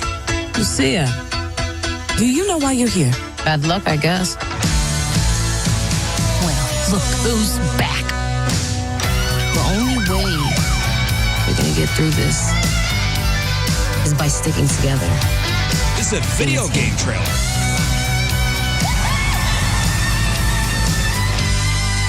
Trust. Trust. Now I gotta listen to Tom Petty when I The get off the future air. is now, man. I mean, if you it's can't, badass. if you can't wake up and go to bed going, dude, this world kicks ass and I'm living in it. This is cool. This is, be happy. The press release from Rockstar Games gave a brief description. Grand Theft Auto 6 heads to the state of Leonida, if I'm saying that right. Home to the neon-soaked streets of Vice City and beyond, and the biggest, most immersive evolution of the Grand Theft Auto series yet. Wow. Coming to a console near you in 2025. So People are like, what? 2025? 2025's productivity will be dramatically down. Well, the fact that it's not next year Right? is wild. I mean, 2025? People lose days. People give months to that game, dude. Months and months and months. Pre-kids? Yeah. Oh. Like, I'd be down Every guy I know is playing. playing GTA and you need to lose hours. 2024 productivity will be at an all-time high. 2025 will take a nosedive. John Lennon's last words have been revealed in a new Apple TV documentary, John Lennon, Murder Without a Trial, which comes out tomorrow. His final words were simply, "I'm shot." That's according to a guy named Joe Hastings, who was the concierge at the Dakota building where Lennon lived and was killed. The documentary also includes tapes of Mark David Chapman explaining why he did it. He said, quote, "You ever hear Lennon say that all you need is love? Here's what I say to that. All you need is love and $250 million. He was the biggest, phoniest bastard that ever lived. I wasn't about to let the world endure 10 more years of this menagerie of BS. Yeah, that was the whole Catcher in the Rye thing. This guy, what a piece of work. He's not up for parole until next year again. It will be his 13th parole hearing in February. And right now, Mark David Chapman is he's at the Greenhaven Correctional Facility in Beekman, New York. This guy, to me, he embodies the fringe. This was the fringe before. Like, now you hear about psychos everywhere, like on every side of political spectrums and every sort of topic you can bring up.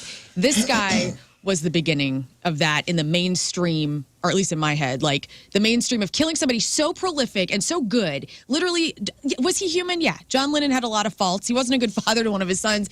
Terrible husband. Terrible father. You know, but the message that he tried to put out into the world through his music. And not a reason to get murdered. Not a reason to get, nobody should be murdered, but like. He's never shown any kind of like attrition for it at all. Mark David Chapman. I don't think so. I hate that book, by the way. Catcher in the Rye. I read it way too late in life.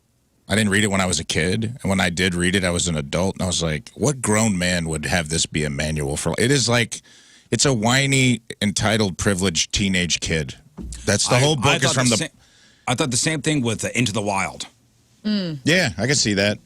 But I just got couldn't, angry. I could not see a grown man like using Catcher in the Rye as like some sort of manifesto where I'm like, this is like a whiny 13-year-old kid who's like, everyone's a phony at my private school that my parents make me go to. And I'm like, oh, how relatable for a kid from a trailer park for me to read that. Well, the audacity to, like, take it upon yourself to do something. And Jake on the instant feedback says, what do you mean about Catcher in the Rye? Not familiar with the entire situation. I think Mark David Chapman has admitted that he based John Lennon's a phony from the Catcher in the Rye. He used that as his... I think they found a copy. He had a copy on him. Yeah, on him, right? At the time. That sounds right. And remember earlier in that day, there's a picture of him getting an autograph from John Lennon outside the Dakota. Right. Like he signed a record for him. That's so evil, man. Like he wanted to be a part of that. He wanted to have the artifact of, I'm going to have John Lennon sign this record, and then I'm going to kill him. Like a couple hours later, he killed him. Forget. Have you ever? You lived in New York. Did you ever go to see the Dakota? Oh yeah. Yeah. And right across the street, Strawberry Fields. Yeah, it's Strawberry Fields in Central Park. It's beautiful. But you walk out. People live in the Dakota. I mean, it's an iconic building. It is. It's old. One of my favorite movies from the 90s was 1999's Cruel Intentions. Oh my God, Sarah Michelle Gellar, Reese Witherspoon, Ryan Felipe. Hot ass Ryan Felipe. That was The Kiss. The Kiss with Selma Blair and Sarah Michelle Gellar. I love that movie. The soundtrack's incredible. Well, now Cruel Intentions has been picked up by Prime Video. For 2 years, they've been trying to make Cruel Intentions into a series, and it's finally going to happen on Prime. It's going to be 8 episodes. And I didn't realize this. I should have, I guess. Everything's based on something. But there was a classic French novel called, I don't speak French, Les Liaisons de Jerusalem. Which was set at a prestigious university in D.C., and that is what the movie and the series Cruel Intentions is based on. That translates to, here, try this baguette. Yes, but that beret. I'm terrible. All right, let's talk about this. Die Hard, we decided on this show, is a Christmas movie. And Yahoo UK, they created a simple 2-question litmus test to find out if something is a Christmas movie. So ask yourself these 2 questions. Does watching the film at any other time of the year feel odd? If no, then it's not a Christmas movie. See, that's why for me, Die Hard, I go either way on it. Because you can watch it at any time? I can watch it at any time. See, Christmas Vacation, I cannot watch off season? Off season. Okay. Second question in this. If you take Christmas out of the movie, does it still make sense? If yes, then it's not a Christmas movie. Okay, so yes, Die Hard, it was Christmas Eve at the office Christmas party. But if you make it any other party, it's the same. Okay. It could be a Halloween party and does not change the plot. It doesn't? I haven't seen it enough. Am I right, Rafe? I'll fully admit that if That's 100% a Christmas movie. I've made this argument. Yeah, but Rafe, if you take the Christmas party out of it and just make it any party, it could be a Valentine's Day party, it could be a Halloween party. It could be a Halloween party. It's still Die Hard. It is still Die Hard, but it's not the same tone. It wouldn't be the same tone. Wouldn't be the same tone of like... Why? What in the plot besides the fact that it's a... Well, you're going to say boo... Boo, now I have a machine gun. You're going to say, Happy Thanksgiving, now I have a machine gun. It says, ho, ho, ho, now I have a machine gun. He puts a Christmas hat on the dead terrorist. You kidding me? That's iconic. Christmas. It's a huge part of that movie. Also, like... I'm asking, I'm not pushing because... No, I'm saying, if like... somebody says, let's sit down and watch Die Hard, I'm only watching With a Vengeance. That's where I'm going to first. Oh. Yeah, but if you watch one. The first one is a great movie. It is, but With a Vengeance is the best, in my opinion. And also, I believe a big part of the plot point was they were stealing money on Christmas because no one was in the Federal Reserve. Like, I think Christmas played a part. The fact that it was a Christmas holiday played a part in the terrorist plot of Hans Gruber. Okay. Well, then I want us to keep this litmus test in mind for these. I'm going to give you 8 movies, okay? You tell us, give us the movie, we'll tell you if it's a Christmas movie or not. All right, here we go. Now, ScreenRant.com, they put together a list of debatable Christmas movies. Let's start with number 8. The movie Catch Me If You Can from 2002. The character, Leonardo DiCaprio's character, calls the guy, I haven't seen this movie, but I read a little bit about it. Calls the guy that I guess he robbed or that can't catch him every Christmas Eve because he's lonely. And so that's a big part of the movie. Sure, but I think... Yeah, it's not a Christmas movie. I don't think it's a Christmas movie. Okay, not a Christmas movie. It spans so many years. What about Iron Man 3? Which one is that? Was that with Ben Kingsley? No, that was 2. No. No, 2 was Kingsley because that was... Whiplash. He was the Mandarin. Was that 3? The one with Mickey Rourke? Mickey Rourke was... that was 2. Whiplash. This the whole reason that they're putting this in the list is because ultimately the holiday is used as a vehicle for Tony Stark to work on his relationship with Pepper. And she's not impressed when he gifts her a stuffed animal bunny the size of a house, but is touched when he says, screw it, it's Christmas, and has Jarvis, spoiler alert, blow up all of his Iron Man suits. No, not a Christmas movie. So you don't consider that a Christmas movie? No. I can see how it's on the border. Okay. Gabe says John McClane was coming to visit his family for Christmas. That's why he was there. Okay. Right. Then, you know what? Maybe it's a Christmas movie. It has been defined. What about this? Edward Scissorhands. People would say that's a Halloween movie, but if you remember whenever he's making it snow because of all the ice sculptures of Winona Ryder that he's making at the mansion, it has a very Christmas vibe. And it is Christmas To be during honest the movie. with you, I've never seen that movie. Are you Whoa, serious? Yeah. Oh, it's such a good one. It's Burton. It's as Burton-y as Burton I gets. finally admitted it. I feel so You good feel now. okay? I feel so good now. Oh, I wish I feel could free. go back and watch it for the first time. I've seen it so much. No? I think it's a Yeah, Christmas say movie. no. I can consider. Yeah, I can see that in the peripheral bag of Christmas Okay. movies. Number 6 on the list, Harry Potter and the Sorcerer's Stone. I've never watched saw these. Yeah, I don't know. I'm going to say no. I don't know. That's got some arguments too. Next one. Pass. 5, Batman Returns. Oh, definitely. What was that? That's with Christopher Walken and the Penguin. Another and all that. Burton movie. The lighting of the Gotham Christmas tree. It's extra Christmas. I mean, the tree, the presents. Yeah, but it's not a Christmas movie. It happens to take place during Christmas time. during Christmas. Yeah, man. I don't know. It's not like Batman Saves Christmas. But you're making the argument for everything else. You just talked about how Die Hard is not a Christmas movie, but it's a Christmas movie now because of all the Christmas elements to make the plot run. Right. Batman Returns, I'm saying it is. If Die Hard is Batman, they're linked. There were a lot of details in Die Hard, too. There were 25 floors to Nakatomi Plaza. All the days up to Christmas. There were 12 dead terrorists, the 12 days of Christmas. There was like a lot of Christmas-themed numbers and stuff in that movie. But I would say Batman Returns is closer than anything you've named because, to Moon's point, Christmas is a plot point in the movie. It's not just the backdrop. Right. Okay. All right, Rent. Never saw it. Never saw Never it. seen it. Never will. Mean Girls, number 3. I don't think this is a Christmas movie. They're saying because of the moment where they do Oh, like Jingle the Bell Christmas. Rock. Yeah. it's a great scene. I don't think it's a Christmas. I don't think it's a Christmas movie. Number 2, Gremlins. I think it's kind of a Christmas movie. Oh, yeah, that's a Christmas movie, dude. Yeah, because the dad dies in the chimney. The He gets whole him the whole catalyst Smoke. for getting the Mogwai is Yeah. he's at a gas station on the road. I'll give you Gremlins a Christmas movie. All right. And also, Give me that one. She tells that sad story in the middle of the movie where she's like, "My dad came down the chimney, Yeah. and they found his body 3 days later." And I'm like, Jesus Christ, this is a kids' movie. And number 1, Die Hard, which we already argued. Yeah. It is a Christmas movie. Yeah. Celebrity celebrating a birthday today. Listener Dana's dog Rocky turned 17. All right. Wow. God bless. That's like 45 and Yeah. people here. 45? No, I No, thought it's it's like 100. 7. Frankie Muniz is I 38. thought it's 17 times 7. Scott has a bone to pick with Frankie Muniz. Carrie Hilson is 41. Jessica Paré, Mandy from SEAL Team. And Don Draper, it's the secretary that Don Draper falls for on Mad Men and marries in season 5, is 43. Well, what does Scott have to do with Frankie Muniz? Oh, Frankie was like 16. And we were doing the big giant the Nintendo Fusion tour, and we had this huge after party in LA at this pretty sweet bar, and it was all set up, but of course he had to be like over 21. And Scott, Mark, the bass player for Greek Fire, was not 21 yet. And Scott and Mark, they're like bears, 2SG. Yeah. And they stopped Mark at the door and wouldn't let him in. And as they're like saying like, "Hey, we work for the band, like we're going in," Frankie Muniz just goes whoop and walks right past. Oh, that's not Frankie Muniz's fault. Comes right into the party and they go, "Hey, Frankie," and they let him in. The kid was like 16 at the time, and Scott goes, "That kid's 16."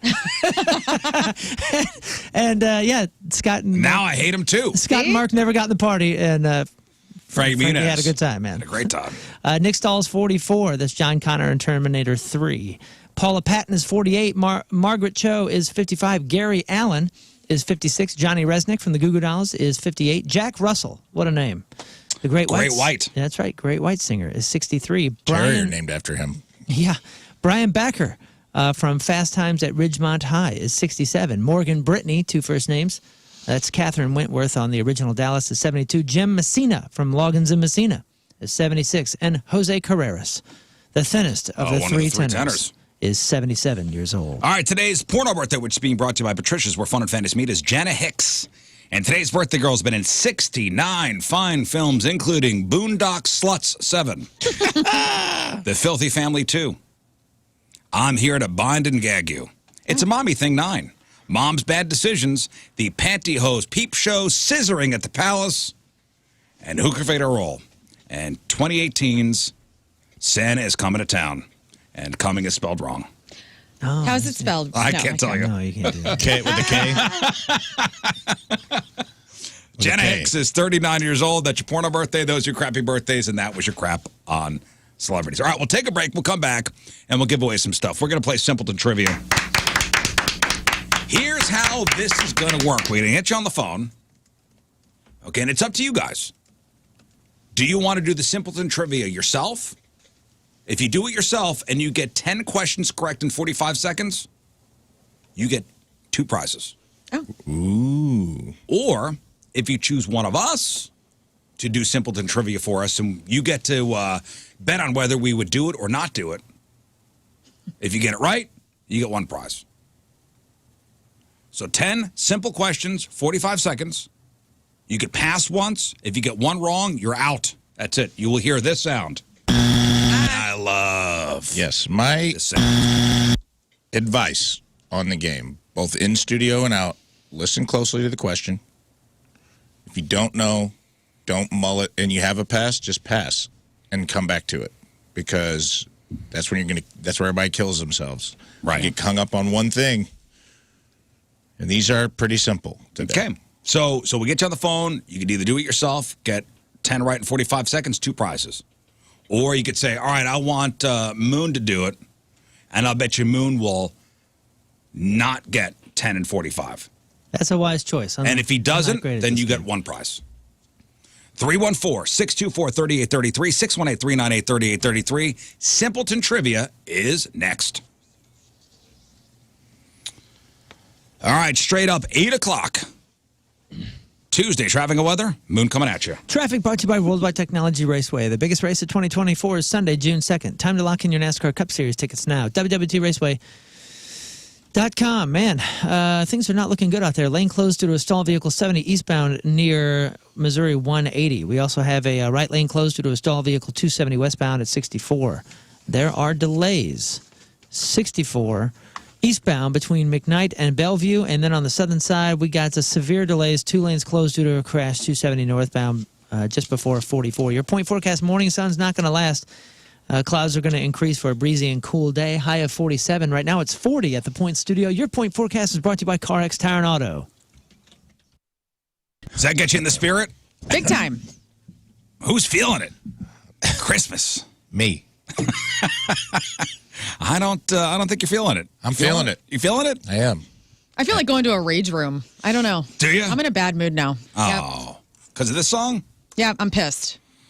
Well, somebody brought to my attention that my favorite of the Kelsey brothers, the 2 football players, did a version of Dominic the Donkey, which is my favorite Christmas song. Wow. It is really your year. Have you heard this? I have not. Oh. Who's your favorite Kelsey brother? Jason Kelsey. Had a feeling. Is he the bearded one? It would. They're both bearded.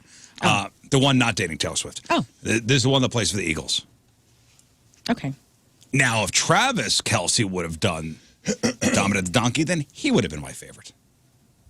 But here is Jason Kelsey from the Philadelphia Eagles, center for the Philadelphia Eagles, singing my favorite Christmas song, Dominic the Donkey. A little taste. Hang on, let me get to it, and it's right here. Here it is. And he's second down. And go. Hey, donkey. Hey, jiggity-jing. It's Dominic the donkey. Jiggity-jing. The Italian Christmas donkey. La, la, la. La, la, la, la, ya, da. La, la, la. La, la, la, la, ya, da. He drank too many citywide specials. There he is, Jason Kelsey. Those Kelsey boys love doing holiday records. Those Kelsey boys are something, aren't they? It sounded like it was produced by the Black Keys. And you know what? The Lou Monte estate, the original singer of Dominic the Donkey, super excited. Yeah? You think they get They're royalties? probably getting a little residuals. You know. I feel like he put the Dan Auerbach microphone over that Dominic the Donkey, that like distortion. The Lou Monte estate puts their stamp of approval on it. That's big. I'm just guessing. I don't know for sure if that's true or not, but I love it. Oh. Thank you. Thought you did some digging. No, thank you, Jason. I appreciate it. Hey, before we get to our giveaway in Simpleton Trivia, want to remind you guys about the Point Holiday Food Drive to benefit Operation Food Search. Eagle call! Get your very own Rizz Show stocking, hat, and sticker sheet. We got some brand new sticker sheets made featuring stickers of our Rizz Show cartoons and logos, plus some brand new comfy winter stocking hats with the Rizz Show logo on them. I mean, good quality hats. Yep. We did not skimp on quality here. This will keep your noggin warm all winter long. Now, you can make a donation online anytime this December. We'll mail you one or both of those things, depending on how much you donate. Minimum of $10, you get the Rizz Show sticker sheet. Minimum of $40, you get both the sticker sheet and the stocking hat. Get them both while supplies last with a donation to Operation Food Search. Find the link, make your donation now at 1057thepoint.com. And this year's holiday food drive is courtesy of Bombshell Construction. Ooh. You know, we also got Glory Pro's December to Remember happening on the 17th. Sunday the 17th, a week from this Sunday. December to Remember 3. Glory Pro Wrestling at the South Broadway Athletic Club. Enjoy an afternoon of in-ring action featuring, you know, the roster of Glory Pro, and it's a benefit for Operation Food Search. Yeah, what do we do while we're there? I've never been to such what thing. don't we do is the question. Like, do I need to wear, like, spandex? Or... You have wrestling boots? Yes, of course. And you got it. You're good to go. Wear the boots, come as my character, my wrestling character. Sable, part 2. Hypochondriac. The hypochondriac. The Griddler. We'll figure it out. All right, cool. Let's give away some stuff. All right, we are playing Simpleton Trivia, and it's a very simple game. We get you guys on the phone. We'll put 45 seconds on the clock. You got the 45-second clock, by the way? I do. Okay. Moon's got the 45-second clock ready to go with the dramatic music. It should have the dramatic music included. I'm going through this gall darn ad. We start. No. What's more dramatic than a Prada ad? Also, why are we getting a Prada ad? Who's making that kind of money? Scott. Oh, yeah. Okay, good. That's right one. Oh, yeah, that's dramatic. I like the dramatic. I like the dramatic countdown. So we'll put 45 seconds on the clock. You have to answer 10 simple questions in 45 seconds. Simple. If you get them correct, all 10, without missing one, you have your choice of 2 prizes. Punk Rock Christmas tickets. Punk Rock Christmas happening Saturday over at the pageant. We got tickets to go see Steel Panther on the 17th over at the factory. We got tickets to go see Nikki Glazer at the Fabulous Fox Theater Saturday night, April 27th. And we have tickets to go see Sebastian Maniscalco next December 14th. December 14th, 2024. Whoa. So you could choose to answer the questions yourself. If you get them all right, you get 2 prizes. Or if you want, you could have one of us answer the questions. And if you say, okay, I want Lern to answer the questions, but I bet you she won't get them. Mm-hmm. I'll bet you she won't get 10 and 45. If you bet correctly, you get 1 prize. Okay? Cool. Simple as that. Simple. Simple trivia. All right, let's go to the phones. And we've got Justin in Moscow Mills. Good morning, Justin. Good morning, Rizzuto Show. Happy birthday, Riz. Thanks, buddy. All right, Justin, do you want to answer the questions yourself or what? What was funny? It sounds like he's in that room with Tom Cruise when Tom Cruise called in. Good morning, everybody. I'm plugging the door. It's clearly locked in a bathroom stall at work. All right, guys. Nope, actually, I'm in an empty, fresh house build right now in the basement all alone. Yeah, all alone, ready to roll. In the basement. Yep. All right, Justin, you want to answer the questions yourself, or do you want somebody to answer the questions for you and you could bet?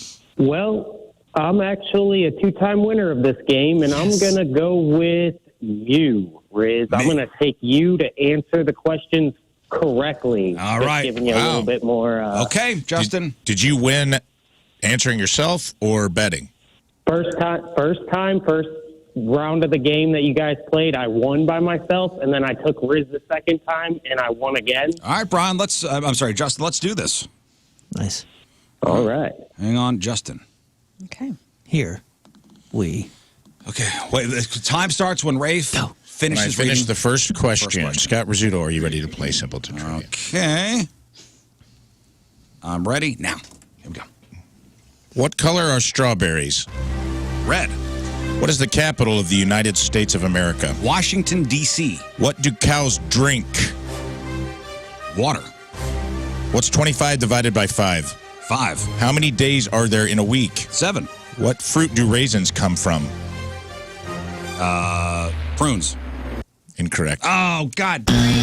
Grapes. Grapes, brother. Damn it. Prunes are a subsidiary of plums. Damn. Grapes. Justin. Grapes. Grapes. Oh, what an idiot. What an idiot. You had it, dude. You are so much time left.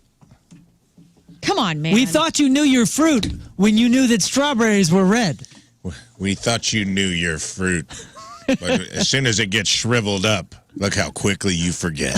Oh, God. God, what a moron. I'm so sorry, Justin. Ah, damn it. He was a Rafe two-time this winner. morning took me off my game. I knew if you didn't win, it was going to have something to do with me.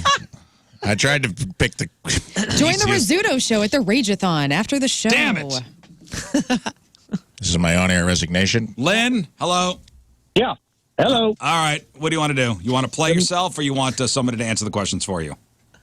I have also won this game playing myself, and I'm going to try it again today. Okay. All right. All right. Lynn's going himself. Everyone who's announced it ahead of time has done well so far. Well, there's only been one, Yeah. so You got this. You got this, Here we Lynn. go. Here we go. Lynn, is that your name? Yes. Lynn. Lynn. Yes, sir. Are you Yes, ready sir. to play Simpleton Trivia? Yeah, I think so. Here we go, brother. What do you call a baby cat? Kitten. What shape is a stop sign? Octagon. Who is Mickey Mouse's girlfriend? Minnie. What colors are bananas? Yellow. What's the name of the famous White. large clock in London? Big Ben. What type of northern bear is predominantly white? Polar bear. What's 9 times 9? 81. What do you use to write on a chalkboard? Talk. How many tires does a standard car need to drive? 4. What gas starting with a C do plants need to make their food? Carbon dioxide. Oh! Judges? What was the question? What gas starting with a C do plants need to make their food? He said carbon and he said dioxide at the buzzer. I can't tell if he got in before or after. I'll let you guys decide. I think he got it. I feel like he started the D. I will the give it buzzer. to I you. also feel that way. We'll That give it was to number 10. You also hiccuped for half a second in the question reading, so I give him an extra half second, and I think... Oh, again, my fault. Lynn, But- I'm sensing What? a I'm not theme saying here. your fault. got it, Lynn. I'm just saying what happened. All right. Went into the hang on. judgment. That's Very all. good. No, he did good. Okay. That's on Yeah. me. That Like that he bet on himself A and he perfect did it. 45 seconds. We had buzzer beaters yesterday, too. Damn. Got in under the wire. Good job, Lynn. Brian, Yes, happy birthday, Rizz. thanks, buddy. You want to do it yourself or you want to bet on somebody? So I have not won this game, so I'm going to bet on Lern, and I'm going to bet that she does not do it today. Oh, Brian, you really screwed yourself today, buddy, because I'm Learn. pissed off, and I am Prove- smarter when I'm Prove pissed. Brian wrong. Oh, Prove Brian wrong. I will. I'm up. I have my squishy. I'm So full of Brian is rage betting that right Lern now. cannot do it. Got enough rage. of the men 45 today. seconds. All right. Go. Here we go. Learn. Yeah. Are you ready to play I am, Rafe. Simpleton Trivia? Yes. Excellent. What animal is known as man's best friend? A dog. What fruit is known for its bright yellow peel? Ooh. A bright yellow peel. Bright yellow peel. A peel. Well, it could either be a banana or a lemon. We're going to say, okay. Banana. What's the name of the yellow cartoon bear that loves honey? Winnie the Pooh. Oh, no, sorry. Bye. How many continents are there? I'm sorry, continents? Continents. 7. What's the name of the red fruit often mistaken for a vegetable? Tomato. What do you call water when it turns solid? Ice. What famous ship hit an iceberg and sank in 1912? Titanic. What primary color is a delicious apple? Red. What is the tallest animal on land? Giraffe. What does a thermometer measure? Temperature. She's good. I think she got it. She got it. Suck on that, Brian. Thanks. She got it. Back to Sorry, you. Brian. Good job. At the 45, too. I hit the buzzer early, accidentally. yep, My yep. fat finger slipped. You played through. Good job. You played through many distractions. My fat finger You were slipped. thinking she was going to say Yogi. Yeah. Yeah. That's No, me. You did a good I said job. Winnie Me. the Pooh. That's Mofo. me. That's on me. See if Rafe wasn't late. I'm going to the Garrett? rage room after the. I'm so Again. pissed off right now. My ass is going to hurt later. I'm so mad. That was wonderful. That was Garrett, great. What do you want to do? I'm going to go with Moon, getting it wrong. Good. Moon thank getting you. it wrong. That Moon. is I would. Let's And I go. had banana. Who That was on Garrett, me. wrong. This hate is a this mistake game. too, buddy. You're smart as hell. Let's go. I tried to make these foolproof. That was on me. I had not even considered a lemon having a peel. I always thought that was a rind, Well, but banana was a correct answer, and you said it. So, and you did it under duress. So, good job. Mooners. All right. I hope I suck. You win, and you go to Punk Rock Christmas. You won't. Oh, don't Oh, throw don't- it. Don't yeah, throw don't- it. I Don't throw I it. will not throw. Don't throw I it. will not throw. I don't think I, I know have to. you hate people losing. No. I hate losing. Yeah, but don't And I throw hate this game because I've only lost it. Well, Hold I my need hand. you to Say you're not channel gonna throw that. Hey, Hold my hand. I and say you're spilled not going peach to throw juice. it. My Hold fingers his are hand. sticking. Give me You the don't other want hand. to. You don't want to Give me touch the other hand hand. right now. Give me the other hand. I can't do Say this. I'm not throwing No, it. dude, Oh, your your hands are hands so are warm. disgusting. Oh my What do you mean god. disgusting? They're so soft. They're just cold. Clammy. All right, here we go. Moon Valjean. Yeah, buddy. Are you ready to win Yeah, Simpleton Trivia? I'm ready to try it. What's the name of the fairy tale girl who lost her glass slipper? Cinderella. What do you call a group of lions? Pride. What do bees make? Honey. What's the name of the famous tower in Paris? Eiffel. Who was the first man to walk on the moon? Neil Armstrong. What color are emeralds? Green. What is the hardest natural substance? Diamond. What magnetic navigation instrument shows direction? Compass. What do you call a house made of ice? Igloo. What's the name of the Neverland boy who never grows up? Peter Pan. Boom, killed it. That was With it. 11 Garrett. seconds left. That was all? Actually, his name is Gary. That's for Moon. Gary. All right. Well done. Sorry. Bad bet. Whoever bet against him. Bad bet. I'm sorry. Michael, hello. Hello. Hey, Mike. All right, what do you want to do? Play myself. Play yourself for 2 prizes. All right, Mike. Here we go. Michael. Simpleton Trivia. Mike from O'Fallon. Mike from O'Fallon, double the prizes, double the fun. Are you ready to play Simpleton Trivia? Yes, Rafe. All right. I like your style. What is the first letter of the alphabet? A. What do you call a baby kangaroo? Joey. What is the main ingredient in a hamburger? Beef. What is the color of a ruby? Red. What is the name of the planet we are currently living on? Earth. What is the capital of France? Paris. Who is the wizard boy with a lightning bolt scar on his forehead?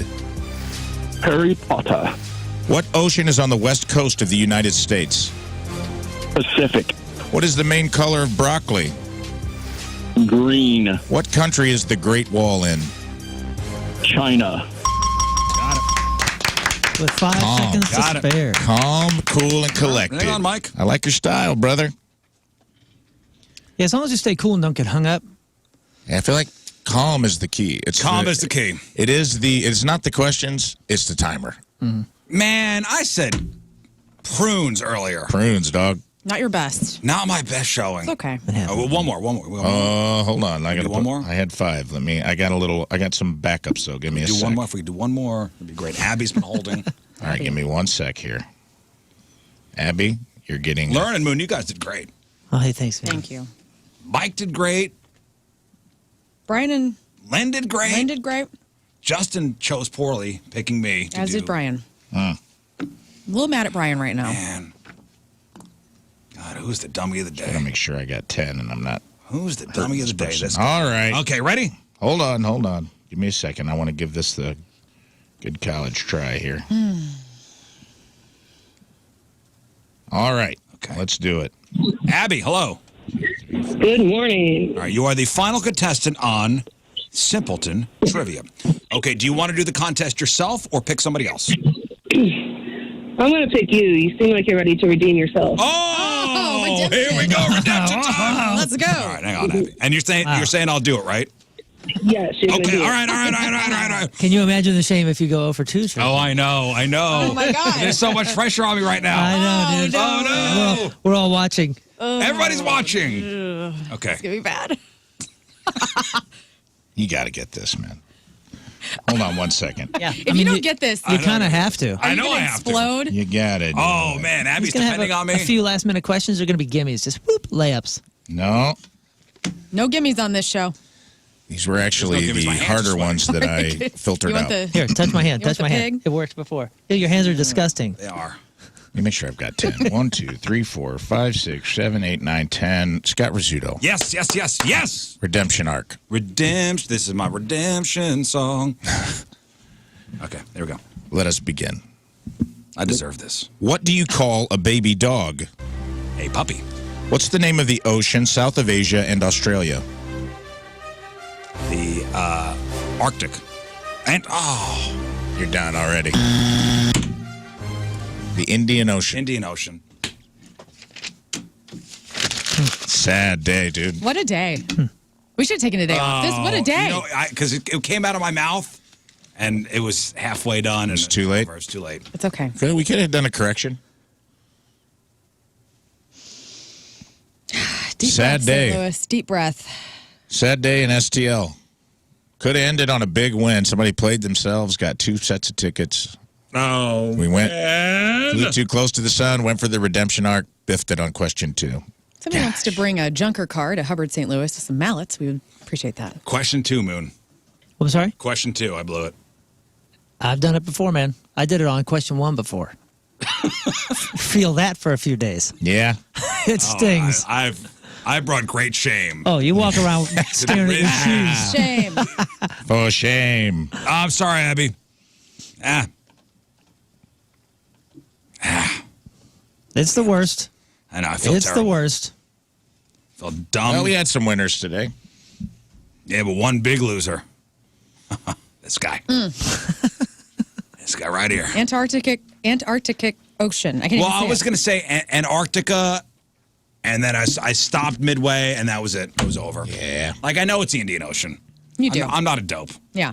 Today, not smart. Off day. All right, maybe some emails after the break. And going to have a sip of coffee. Maybe go in the bathroom and scream. We don't know. Maybe go in the bathroom and cry.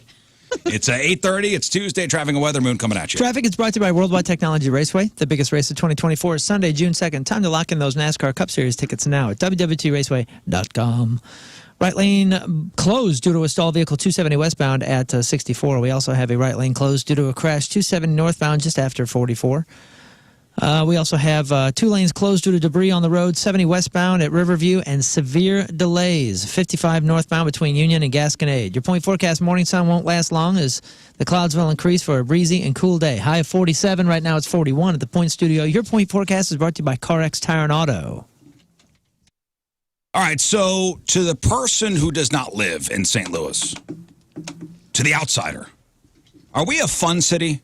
Is St. Louis considered a fun city? I think so. My Chicago friends come down here, like just to go to a different city and see what we got. Like when you think of fun cities, first fun city that comes to mind? Vegas. Yeah, Vegas. Yeah, Vegas. Vegas is a fun city. What's next? It's another fun city. Maybe New Orleans. New Orleans. Orlando. Right. Orlando's a fun city. Great point. Yep. Miami's a fun city. Mm-hmm. L.A. LA's a fun city. You're not living in L.A. L.A.'s fun. New York's a fun city. Regardless of whether you live there or not. But where does St. Louis fall in the whole grand scheme of fun cities? Like there's an actual ranking of I have. sorts? I have a ranking. Okay, so what are the metrics? Most fun cities in America. Here are the metrics. So the people over at WallaHub, they compared 180 different U.S. cities using 65 different metrics to figure out the most fun cities in America. And listen, everybody's brand of fun is different. So some people like trying new restaurants or traveling or visiting bars and clubs or playing outdoor sports. Others enjoy riding roller coasters, going to the movies or playing video games. But having fun can be expensive. The average American spends over $3,400 on entertainment annually. So here's how they figured out the list. 3 different categories and then all different subcategories like entertainment and recreation, coffee and tea shops per capita, restaurants per capita, diversity of restaurants, ice cream and frozen yogurt shops per capita, bowling alleys, water and amusement parks, hiking trails, shopping centers.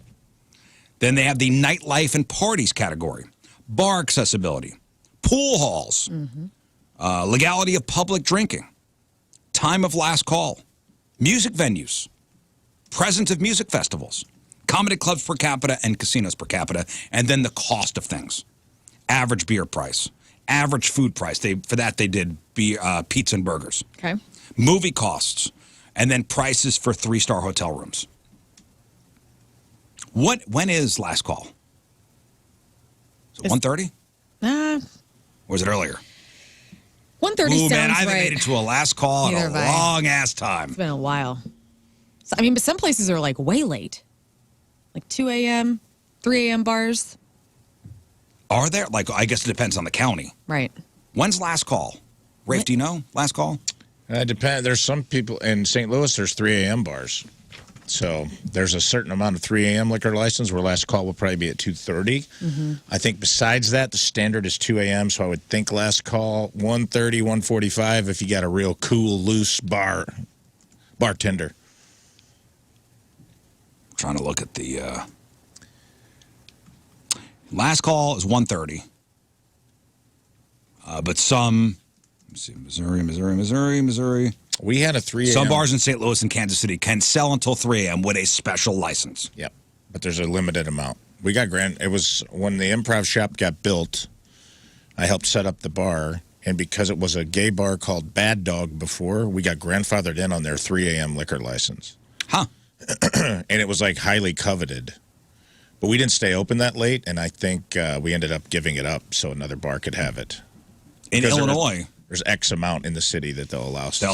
In Illinois, the state doesn't have a set bar closing time, but the latest most counties allow sales is 2 a.m. In Chicago, bars with late-night licenses can sell until 4 a.m.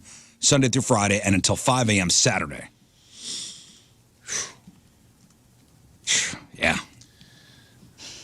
So you're getting in the weeds.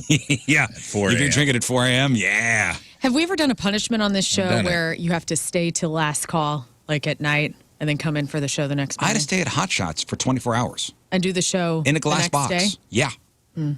I had to be in a glass box. Could you sleep, though? I tried. My security guard got hammered. I wound up peeing inside the bar. Oh, my God. You ever heard that story? No. Oh, yeah. Nice.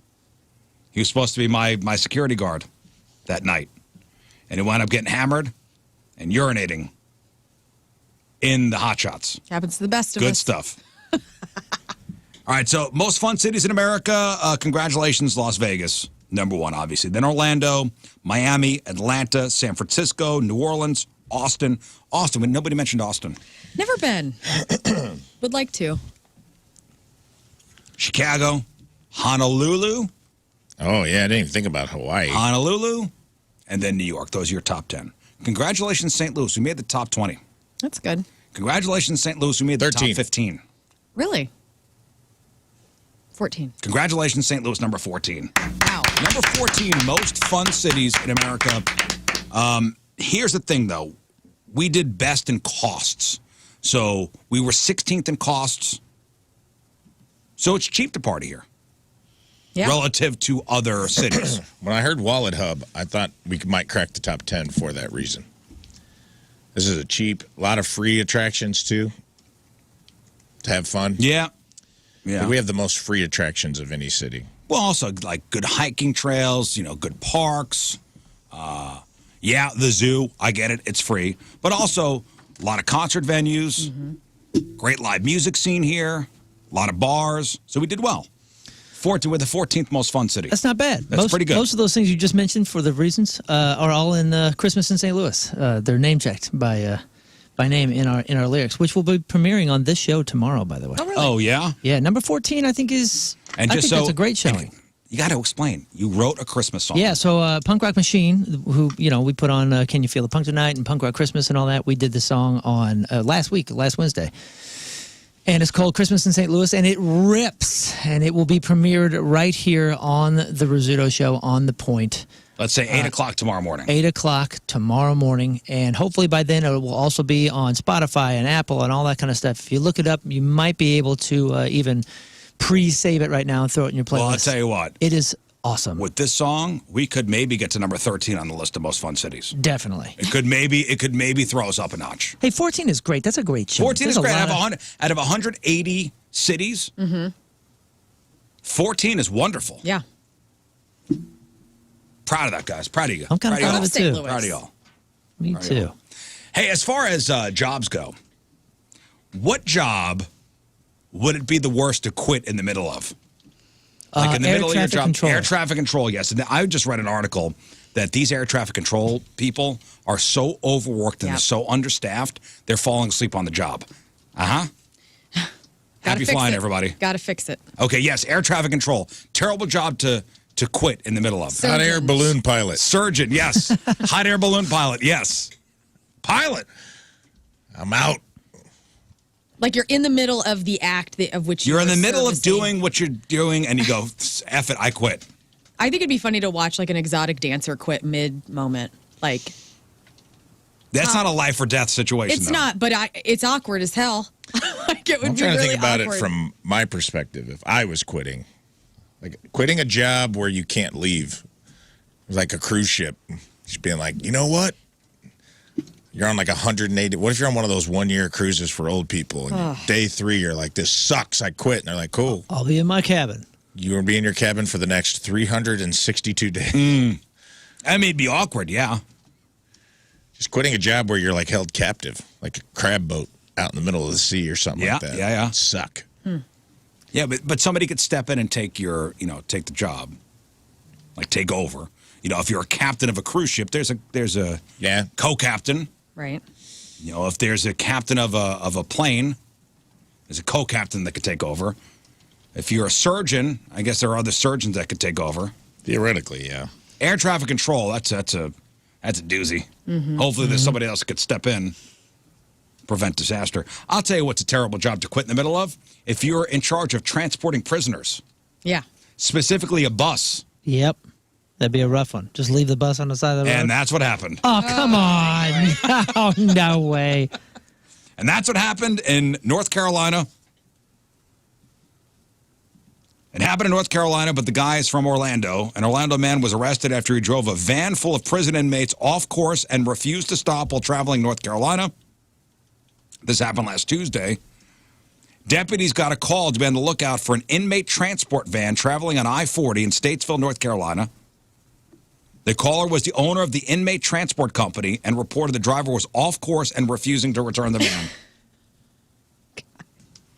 The driver, Joshua, had a couple inmates in the locked cargo area of the van. Another employee who was traveling in the van with Josh was texting the transport company owner saying, dude, he just quit his job and he's not stopping. So in the middle of transporting prisoners, he just quit his job and goes, I'm going to do whatever I want to do. He quit his job in the middle of the trip, refused to stop at the intended destination for the prisoners. He wound up stopping the van on I-40 and cops learned that he was supposed to stop at a different place with the inmates but refused. This guy's charged with 5 counts of felony second-degree kidnapping and felony larceny by an employee. Wow. Yep, he quit that bitch. Dang. Now, this is genius. Speaking of jobs, if you don't get caught, A Baltimore City worker created a fake job offer to try to get a raise at their current job. But the problem is they got busted. So I'll say that again. A Baltimore City worker created a fake job offer to try to get a raise at their current job. Okay, so he's saying, hey, I got this job offer in Detroit, and you need to top it. Yeah. So this person worked for the Baltimore Department of Public Works. The department was interested in matching the offer from another government agency to keep the employee. But here's what they didn't, I guess this is what the employee didn't think of. Like, hey, they may call. Right. See what's up. They may call, especially another government agency, to kind of verify. Yep. And that's what they did. When the Department of Public Works contacted the other government agency about the offer, they said they didn't know anything about it and busted. And the offer letter listed an annual salary of a little over $100,000 a year. And they were kind of smart about it. They didn't shoot for the moon like, hey, they offered me $500,000. They said $100,000. After being busted, the worker wound up getting fired. So, yes, it did backfire. And finally, on the job front, a bakery in Ontario, they're shutting down because the owners say they've started feeling guilty about selling sugar-loaded stuff to people.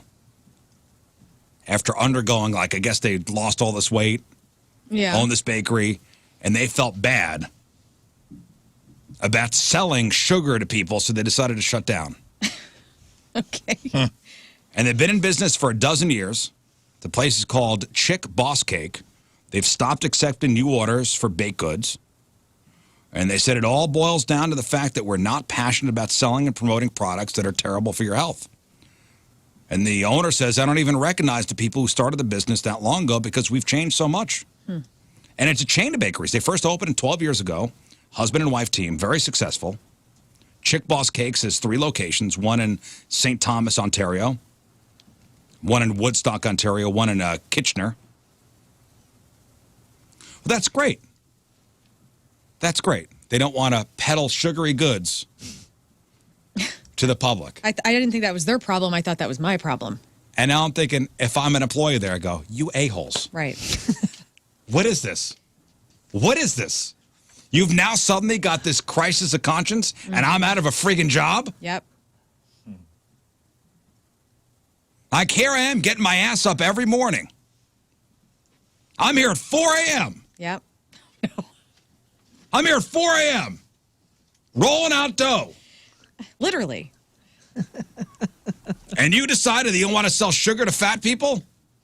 To you healthy? And now I'm out of a job?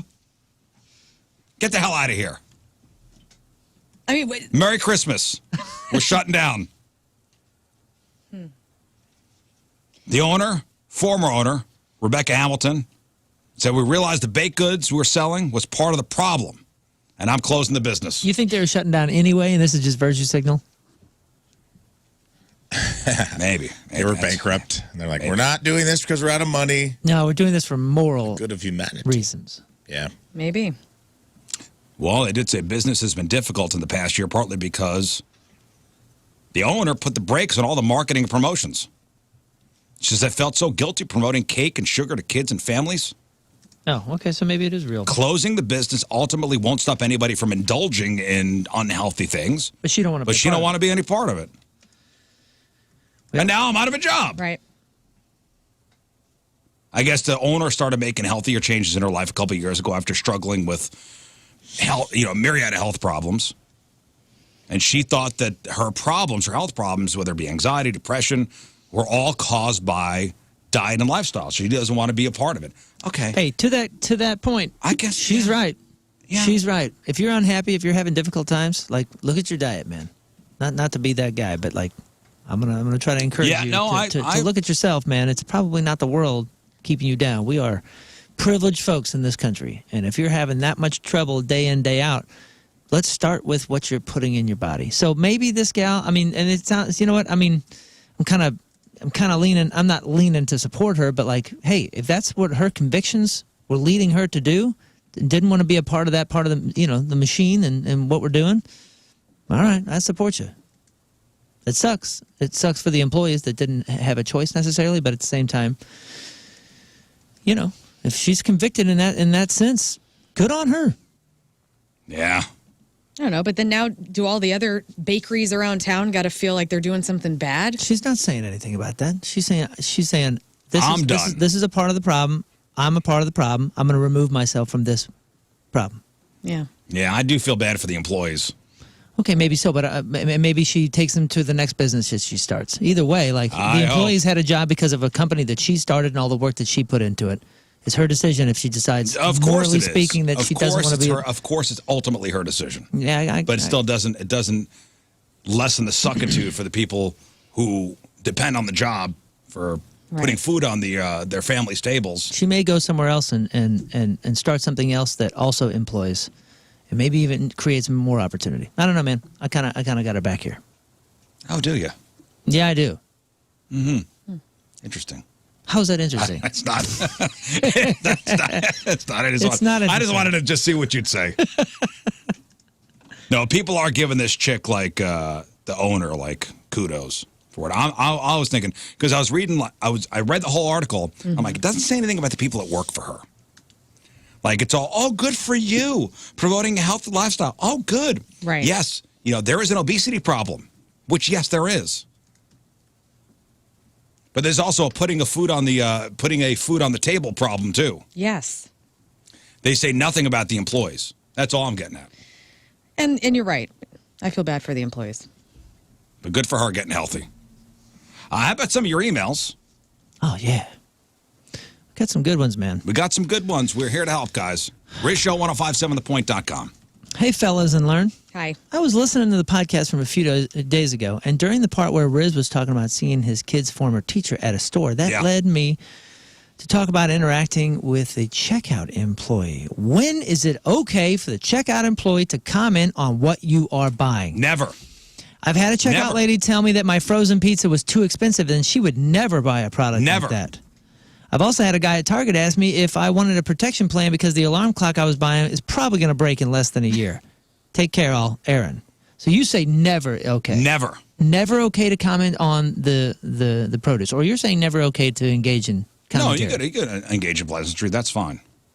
What about you? But if I choose not to engage back, then don't leave be me mad. be. Don't be mad. But I don't need people. Oh, you're buying that frozen pizza? Yeah, I am. Yeah, I am. Have you ever had a pleasant interaction that was based on that?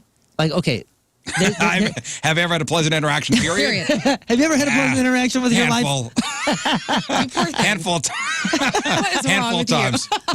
There's one particular lady, I don't know if she even works there anymore. I haven't seen her in a while, but I used to see her fairly often when I was shopping at night, when I used to shop at night. Oh, night shopping. And dude, the night shop. Love night shopping. I love going to Schnucks at night, dude. Dude, the night shop cashiers are down for a conversation. Sometimes they'll get the best produce. But you have you don't have to talk to anybody. It's a decent experience. You don't talk to anybody, but then when you get to the checkout, they're like, "Oh, look at this! Look at this! A person I can hang with." And I've had some good interactions, and yes, it's about the products, and it's usually like a, "Whoa, I've never tried those. How are they?" No, I don't want that. I don't want anybody commenting on what I bought, what I'm buying. Yeah. I think sometimes there's a little shame that whatever goes into my cart, and I don't need people commenting on things. Well, I think what it is.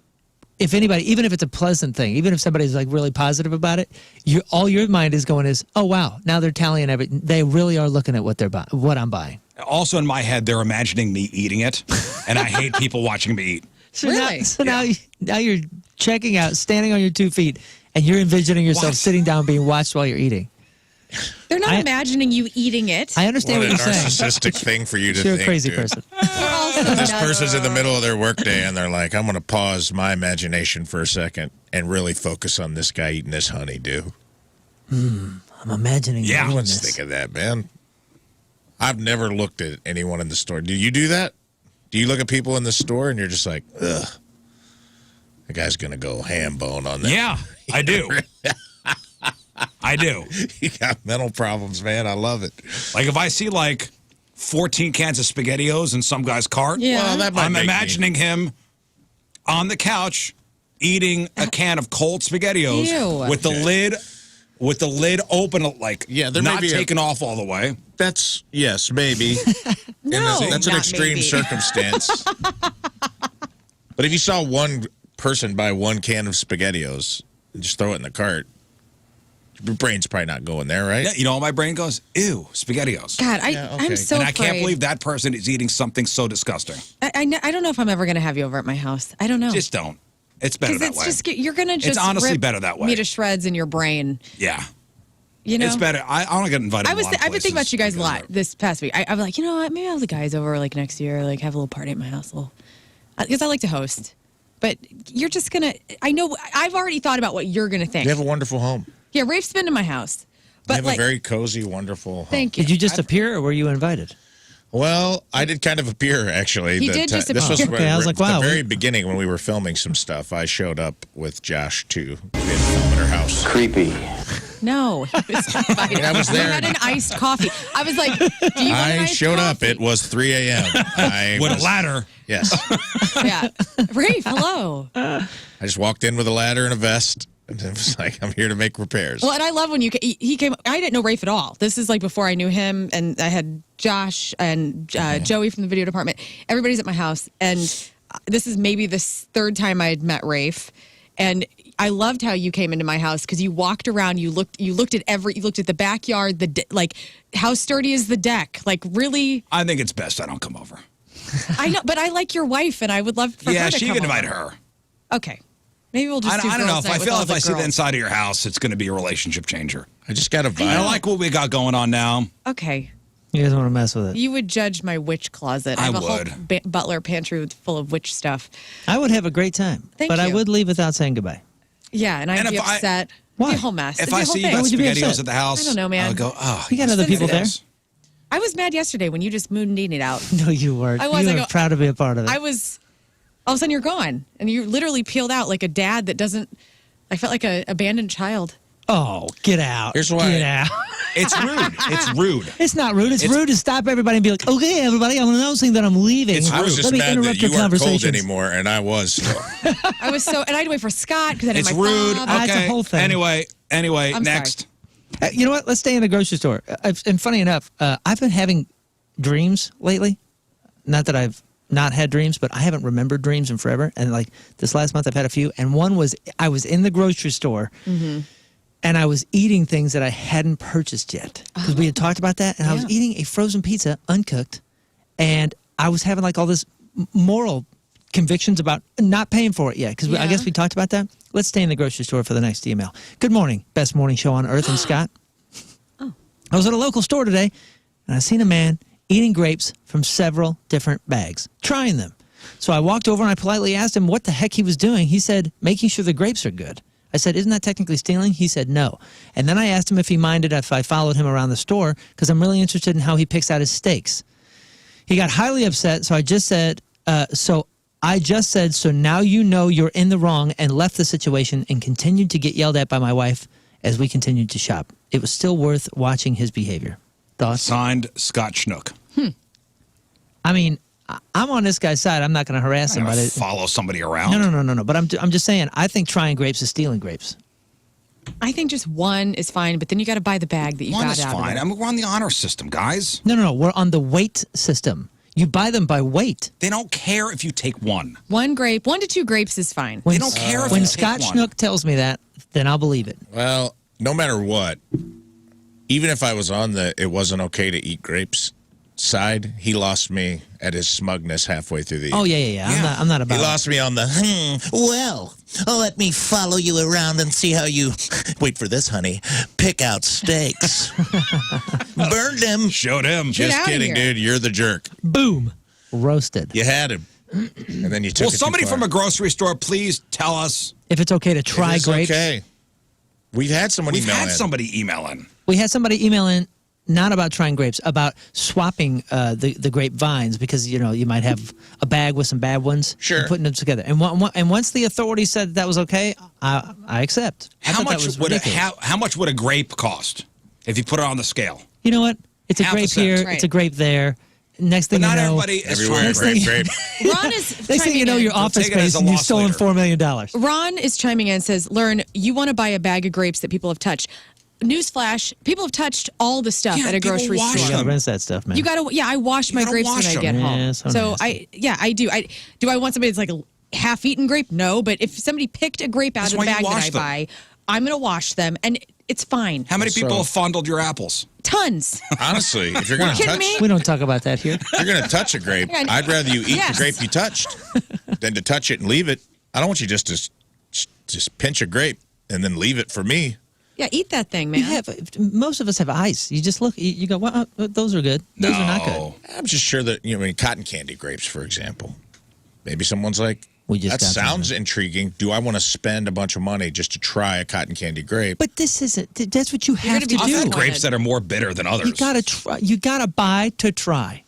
All right. Unless it's a sample Try before thing. you buy. Okay. One more. One more. Hello, fellers and beautiful Lern. Hi.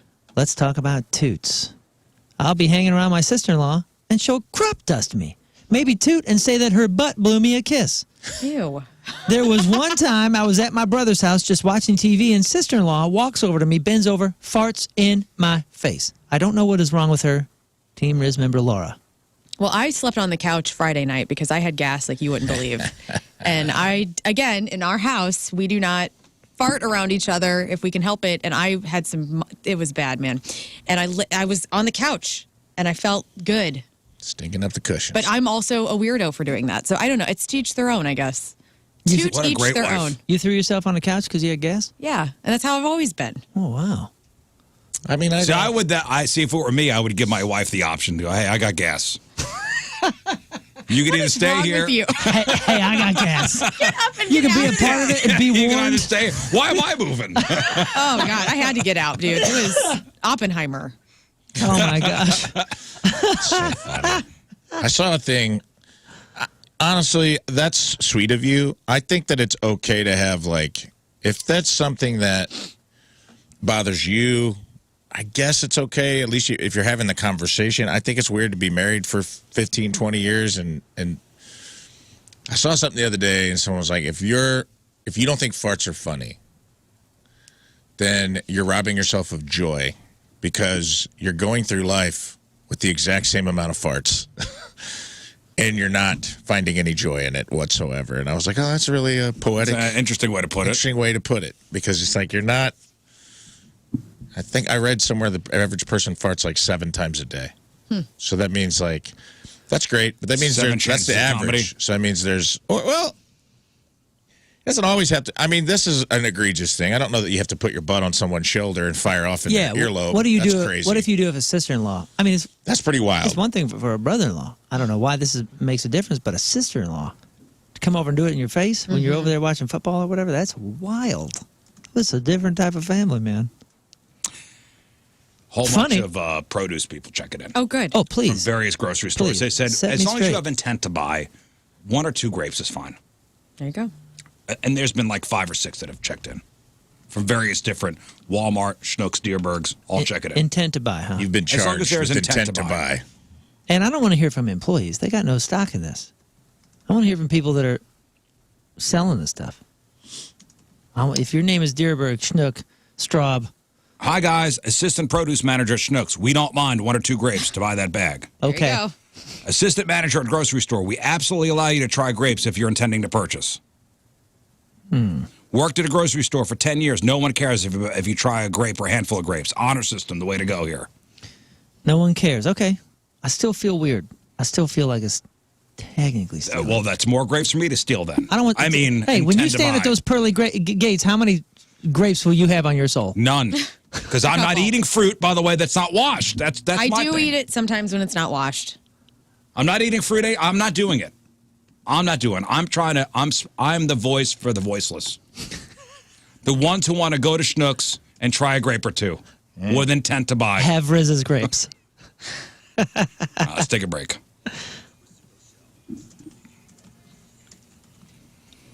All right, sports next, and then Lern's got to get shot 4 times. Yep. Oh, boy. So sorry. It's fine. Like I said It last is week, gonna I'll be take fine. as many for the team. I'm angry. I'm getting that. You know how sometimes you have to like, when something Psych yourself bad's up. going to happen, you got to kind of get yourself. I'm in a really rageful place. Seems like that's the vibe. Yeah. Does it have to do with Rafe being late this morning? No. I feel like I ruined everyone's life and day. I really do. Can I just say I didn't care that you were late? Okay. Oh. And I'm glad that you're fine. noted. Noted. Put it in the book. book. Noted. I'm not, and by the way, I won't care if any of you are late, ever. Well, again. I can't now. That's being written down. Good. 9/11. Tuesday, traffic and weather. Moon coming at you. I thought you were saying 9/11 and Lern taking a side. We're like, oh, this is my 9/11? Yeah. No. The time is 9/11. 9/11. Rafe being late was Lern my 9/11. not taking my side. The two biggest, worst things that ever happened in America. Yeah, Rafe being late was my 9/11. I was in New York during 9/11, by the way. So Traffic brought to you by Worldwide Technology Raceway. The biggest race of 2024 is Sunday, June 2nd. Time to lock in your NASCAR Cup Series tickets now at www.raceway.com. We got 2 lanes closed now due to a crash 70 eastbound just after Stanwood. There's also a right lane closed due to a crash 64 eastbound before McKnight, and a right lane closed due to a crash 270 northbound after 44. Your point forecast: morning sun won't last as clouds increase for a breezy and cool day. High of 47. Right now it's 43 at the Point Studio. Your point forecast is brought to you by CarX Tire and Auto. settle down, kids. It's almost over. Seems like today went by really fast. Yeah, it did, didn't it? Huh? It was a quick day, man. Let's get to sports and let's get to shooting. God, I learn. I know the feeling of, what's coming. She mad as at hell some right point. now, I'm gonna lose my freaking mind. I think. I don't know why I'm so full of rage right now. I don't know. Yeah, what's your problem? I don't know.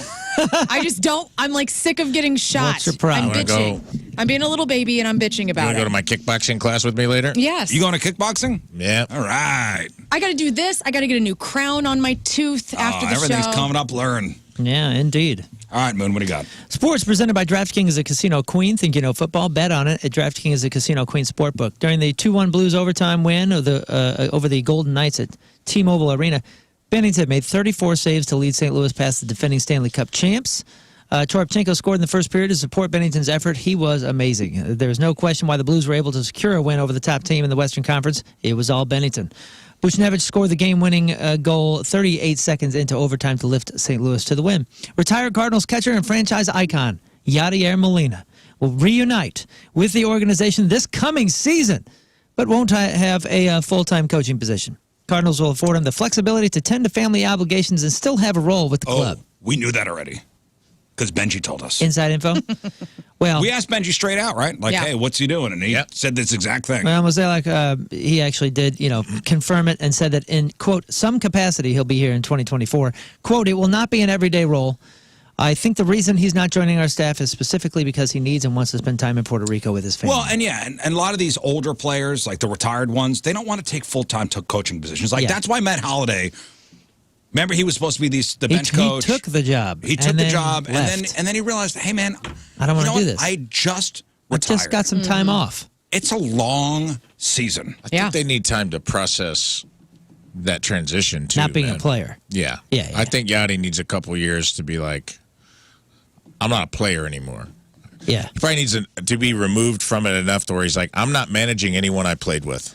I agree, and the psychology behind that is pretty important. Also, it's a grind. Now, they also travel. They said a couple specific things about what he's not doing, and they definitely said that he is not coming back to specifically coach Contreras.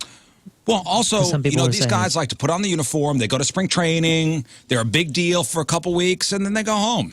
And they're called whenever they're needed. Yeah. Yup. When a team loses a starting quarterback, the season is generally over. Ask the Jets how that goes. But you might need to ask the Jacksonville Jaguars soon, too. Jake Browning, though, was going to be another forgettable backup who came in and sunk a season. And then when the Bengals lost Joe Burrow to a season-ending wrist injury, it was hard to stay positive. But Browning, undrafted in 2019, took him until this season when he was 27 years old to take a snap in the regular season. That's not the typical profile of a hidden star, but he certainly had a moment he'll never forget on Monday night. He threw for 354 yards and led the Bengals to an improbable 34-31 overtime win in an entertaining game that was marred by bad-looking injury to Jaguars quarterback Trevor Lawrence. Lawrence left the game. Strain. Yeah, so he left the game after his ankle was stepped on and pinned underneath him. He was helped off the field. He was angry. He was slamming his helmet and all that kind of stuff. They did get x-rays, which were reported to be negative after the game. So that's a good sign, right? That's good, yeah. Yeah, it's a good sign because that's...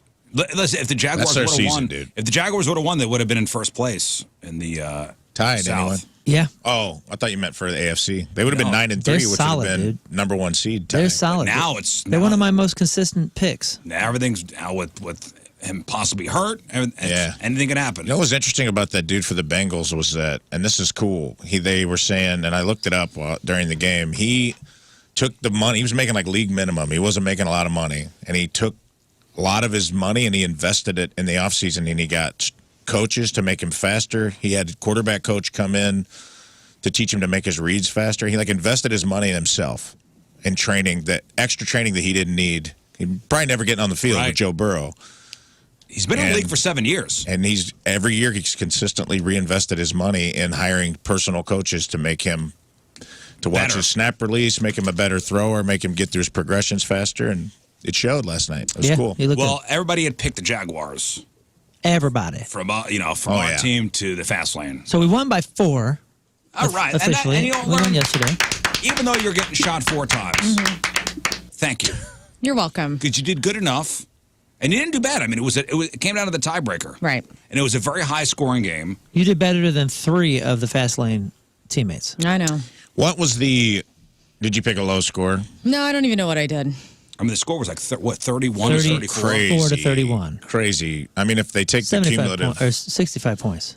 How far off? What was the plus minus? Oh, man, I don't have it in front of me right now. But I do know that you were closer than us, which is why you jumped. So you're 3rd place with 8. I was 4th place with 8. Lern was last place with 8.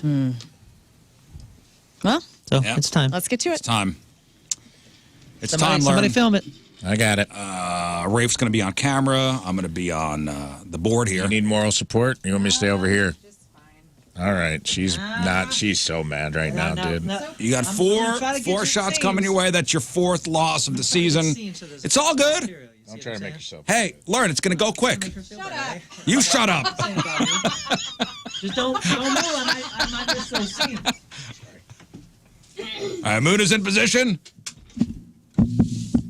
I think it should just go like one after the next. Don't even give her a chance. Just go. 3, 2. Ooh, yeah, 1. I think I got that seam. 2. Almost got that seam. That 2. dent in the jean. 2 more. Halfway there.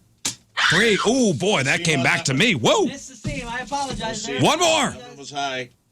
Oh, yeah. Shoots a little right. Definitely not a seam. How do you feel about his seam shots? Not good. Yeah. I mean, they're all on the pocket, so there's the extra layer there. I want to beat the crap out of Yo.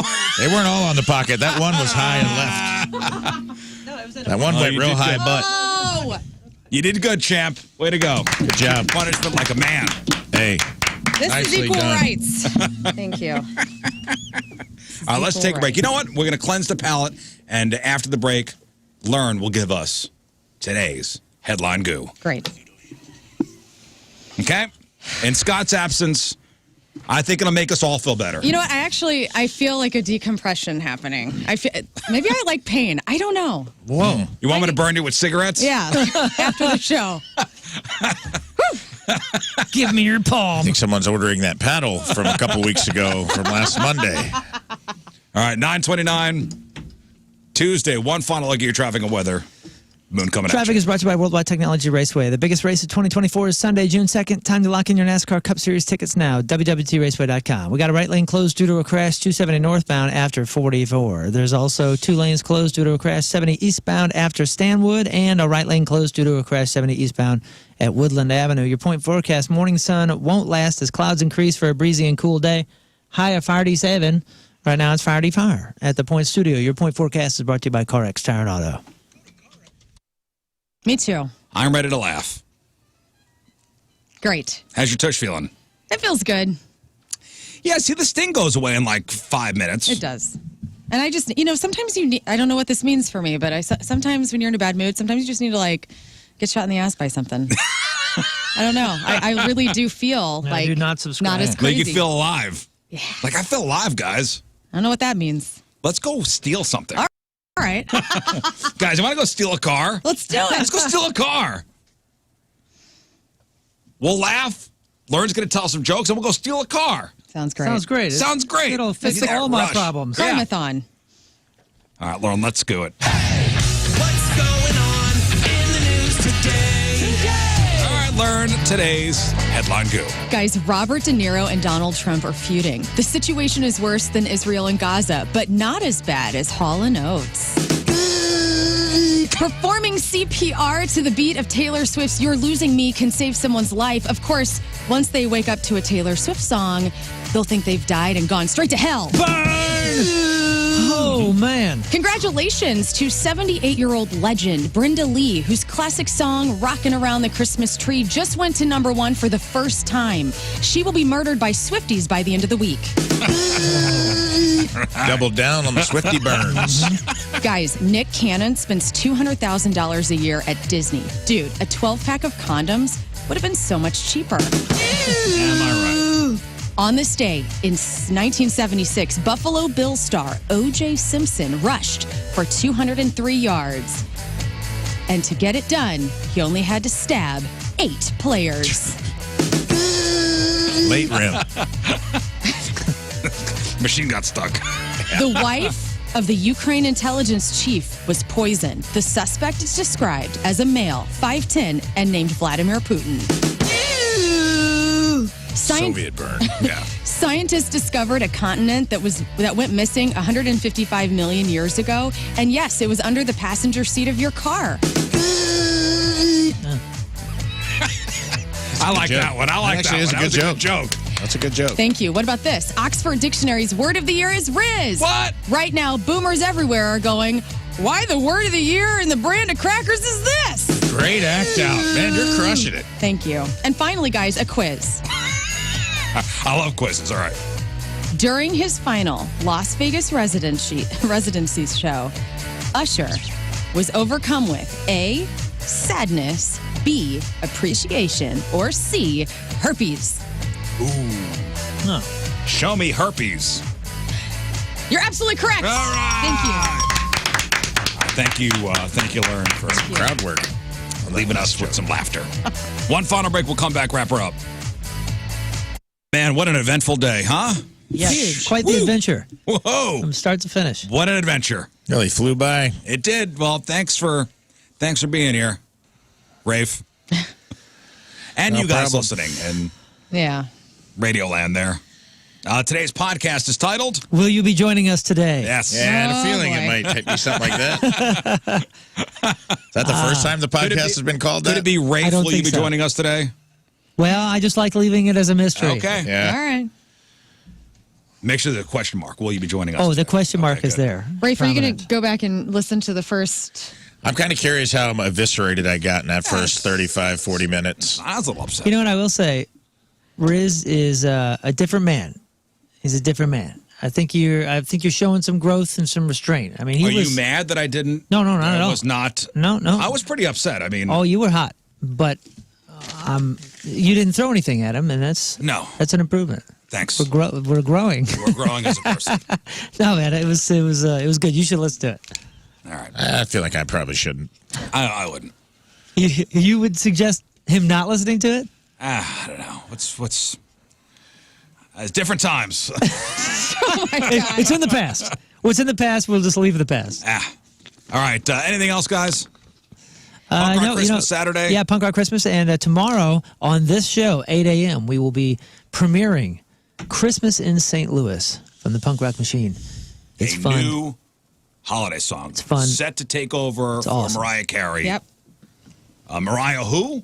Mm-hmm. Is what they're going to be saying next year. That's right. Exactly. Get those Punk Rock Christmas tickets, and there's a few VIPs left as well. We were talking yesterday about doing a venue tour, showing you on stage, showing you our instruments, just the whole thing, the whole behind the curtain, everything.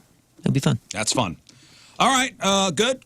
Yeah. Good. Learn. Good. All right. Good. Great. We Go. leave you with a selection from our Team Rizz Member of the Day, brought to you by Hot Shots, hotshotsnet.com/Team Rizz. From Belleville, Illinois, Joe Giglotto is out. Yeah, Joe. Joey Jigs.